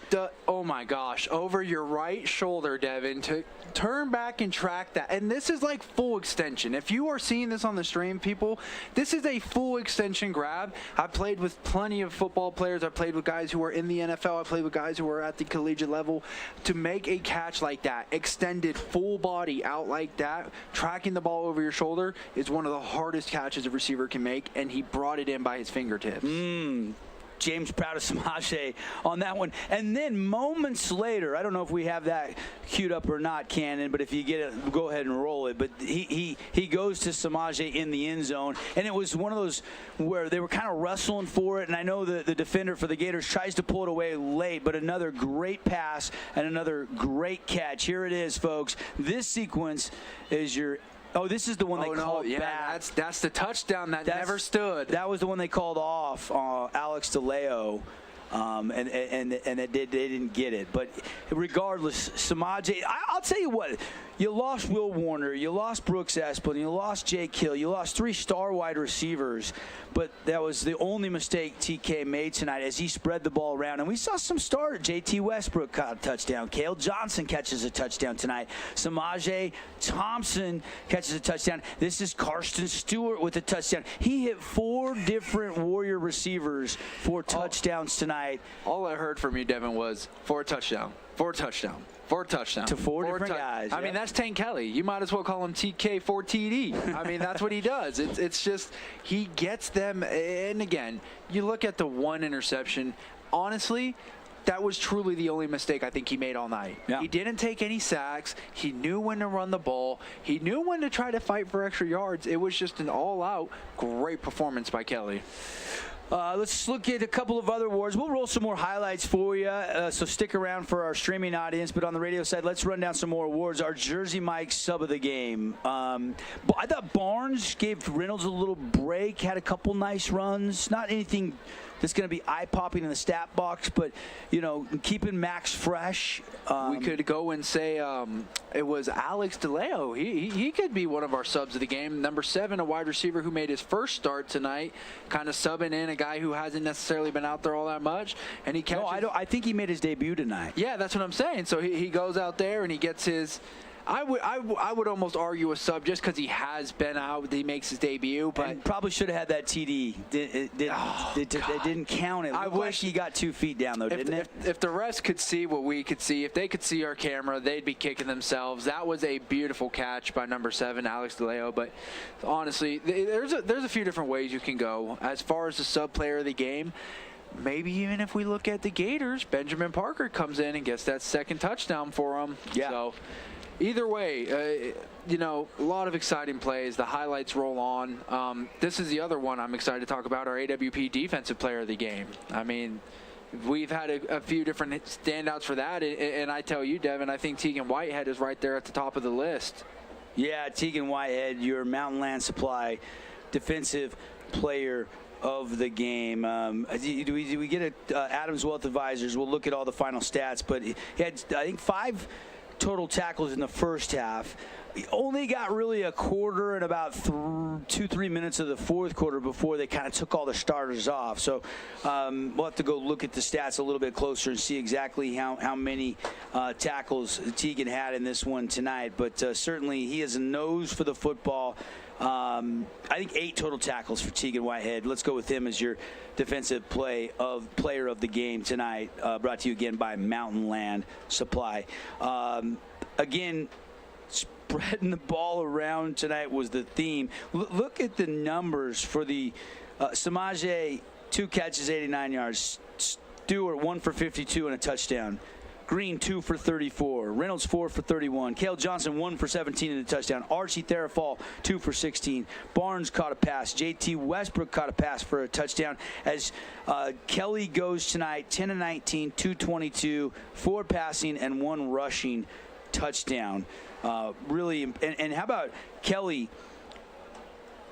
102 yards rushing on 10 carries.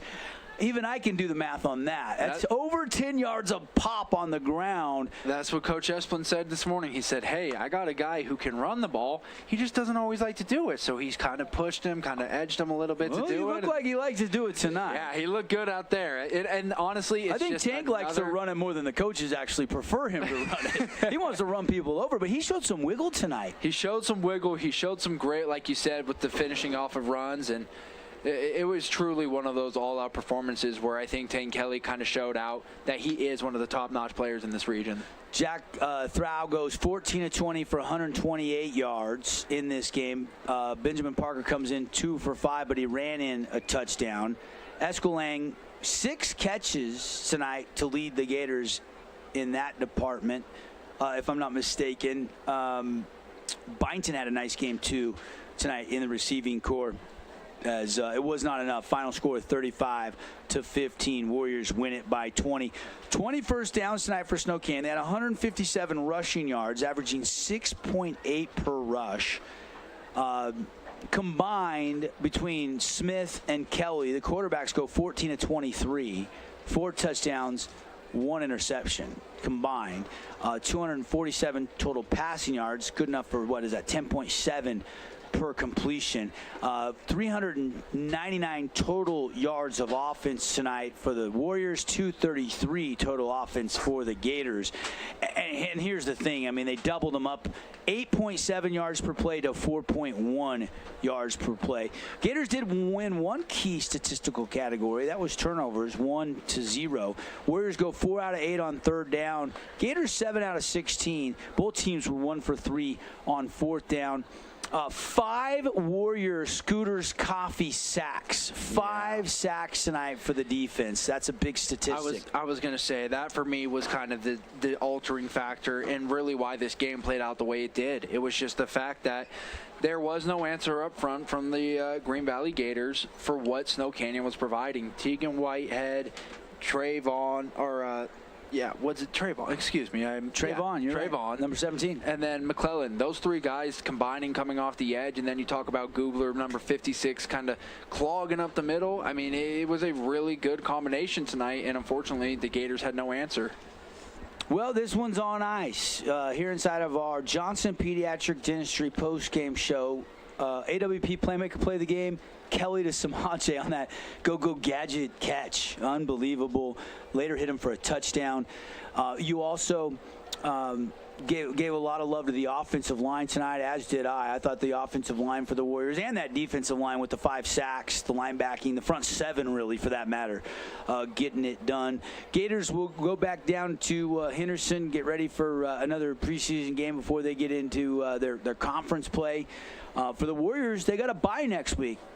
You look at and I know Spencer's going to dive into the matchups next week, but it is a bye week, and they'll play another Las Vegas team, and they'll play at home again against Centennial High School. So that'll be the next matchup for Coach Esplin and the Warriors. We won't have that game on the broadcast next week. We'll have the region 2 of the region openers for you next weekend here on the Fan Sports Network. So games are starting to go final, and we are wrapping this one up here again in our Boulevard Home Game of the Week. Thanks to Hearst Ace Hardware, Appliance Wholesalers Plus, Mountain Land Supply, and Jersey Mike's for some of our post-game awards, a sub above the rest. Get a Mike's Way. Stop by St. George Jersey Mike's today. Don't forget the Holbrook Asphalt Big Score dessert is in effect tonight. Yep. Over there at Yogurtland. If you're leaving Snow Canyon, make your way over to Yogurtland for that. If not, go check out Handel's Homemade Ice Cream. They're open late tonight as well. Either way, go get some dessert and enjoy this one, Warrior Nation. 35-20. The final score. Again, for Sebastian on the camera, Spencer Rodak back in the studio, Cannon Seacrest, our producer tonight. For Connor Collins, I'm Devin Dixon, where again, the Warriors win it. They're 2-1 on the season. The Green Valley Gators dropped to 0-2 on the season. Thanks to all our great show sponsors. If you hear them highlighted during one of our broadcasts, you get a chance and need their products or services, go tell them thanks for sponsoring sports on your number one source. Nobody streams and simulcasts more football games in Region 9 than the Fan Sports Network. We'll have a lot more reaction to all the games Monday inside the drive. But if you want more instantaneous reaction, you can just stick around because we're wrapping up the Johnson Pediatric District post-game show. But Spencer Rodak's just get the party started with our extended Region 9 recap show. So you want to know how that Crimson game finished up. Where's Pineview? How'd Hurricane do? What about that Canyon View Cedar game? All the details, all the final scores. Spencer will name our star of the night as well. And it's all coming up after this timeout. Again, Warriors win it by 20 here on the Wilkinson scoreboard. Good night from Snow Canyon High. Create your own.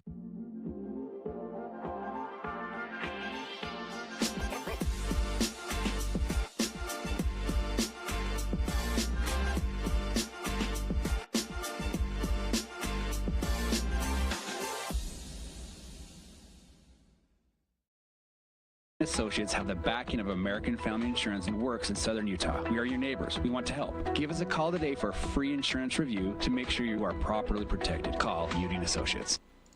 Appliance Wholesalers Plus are the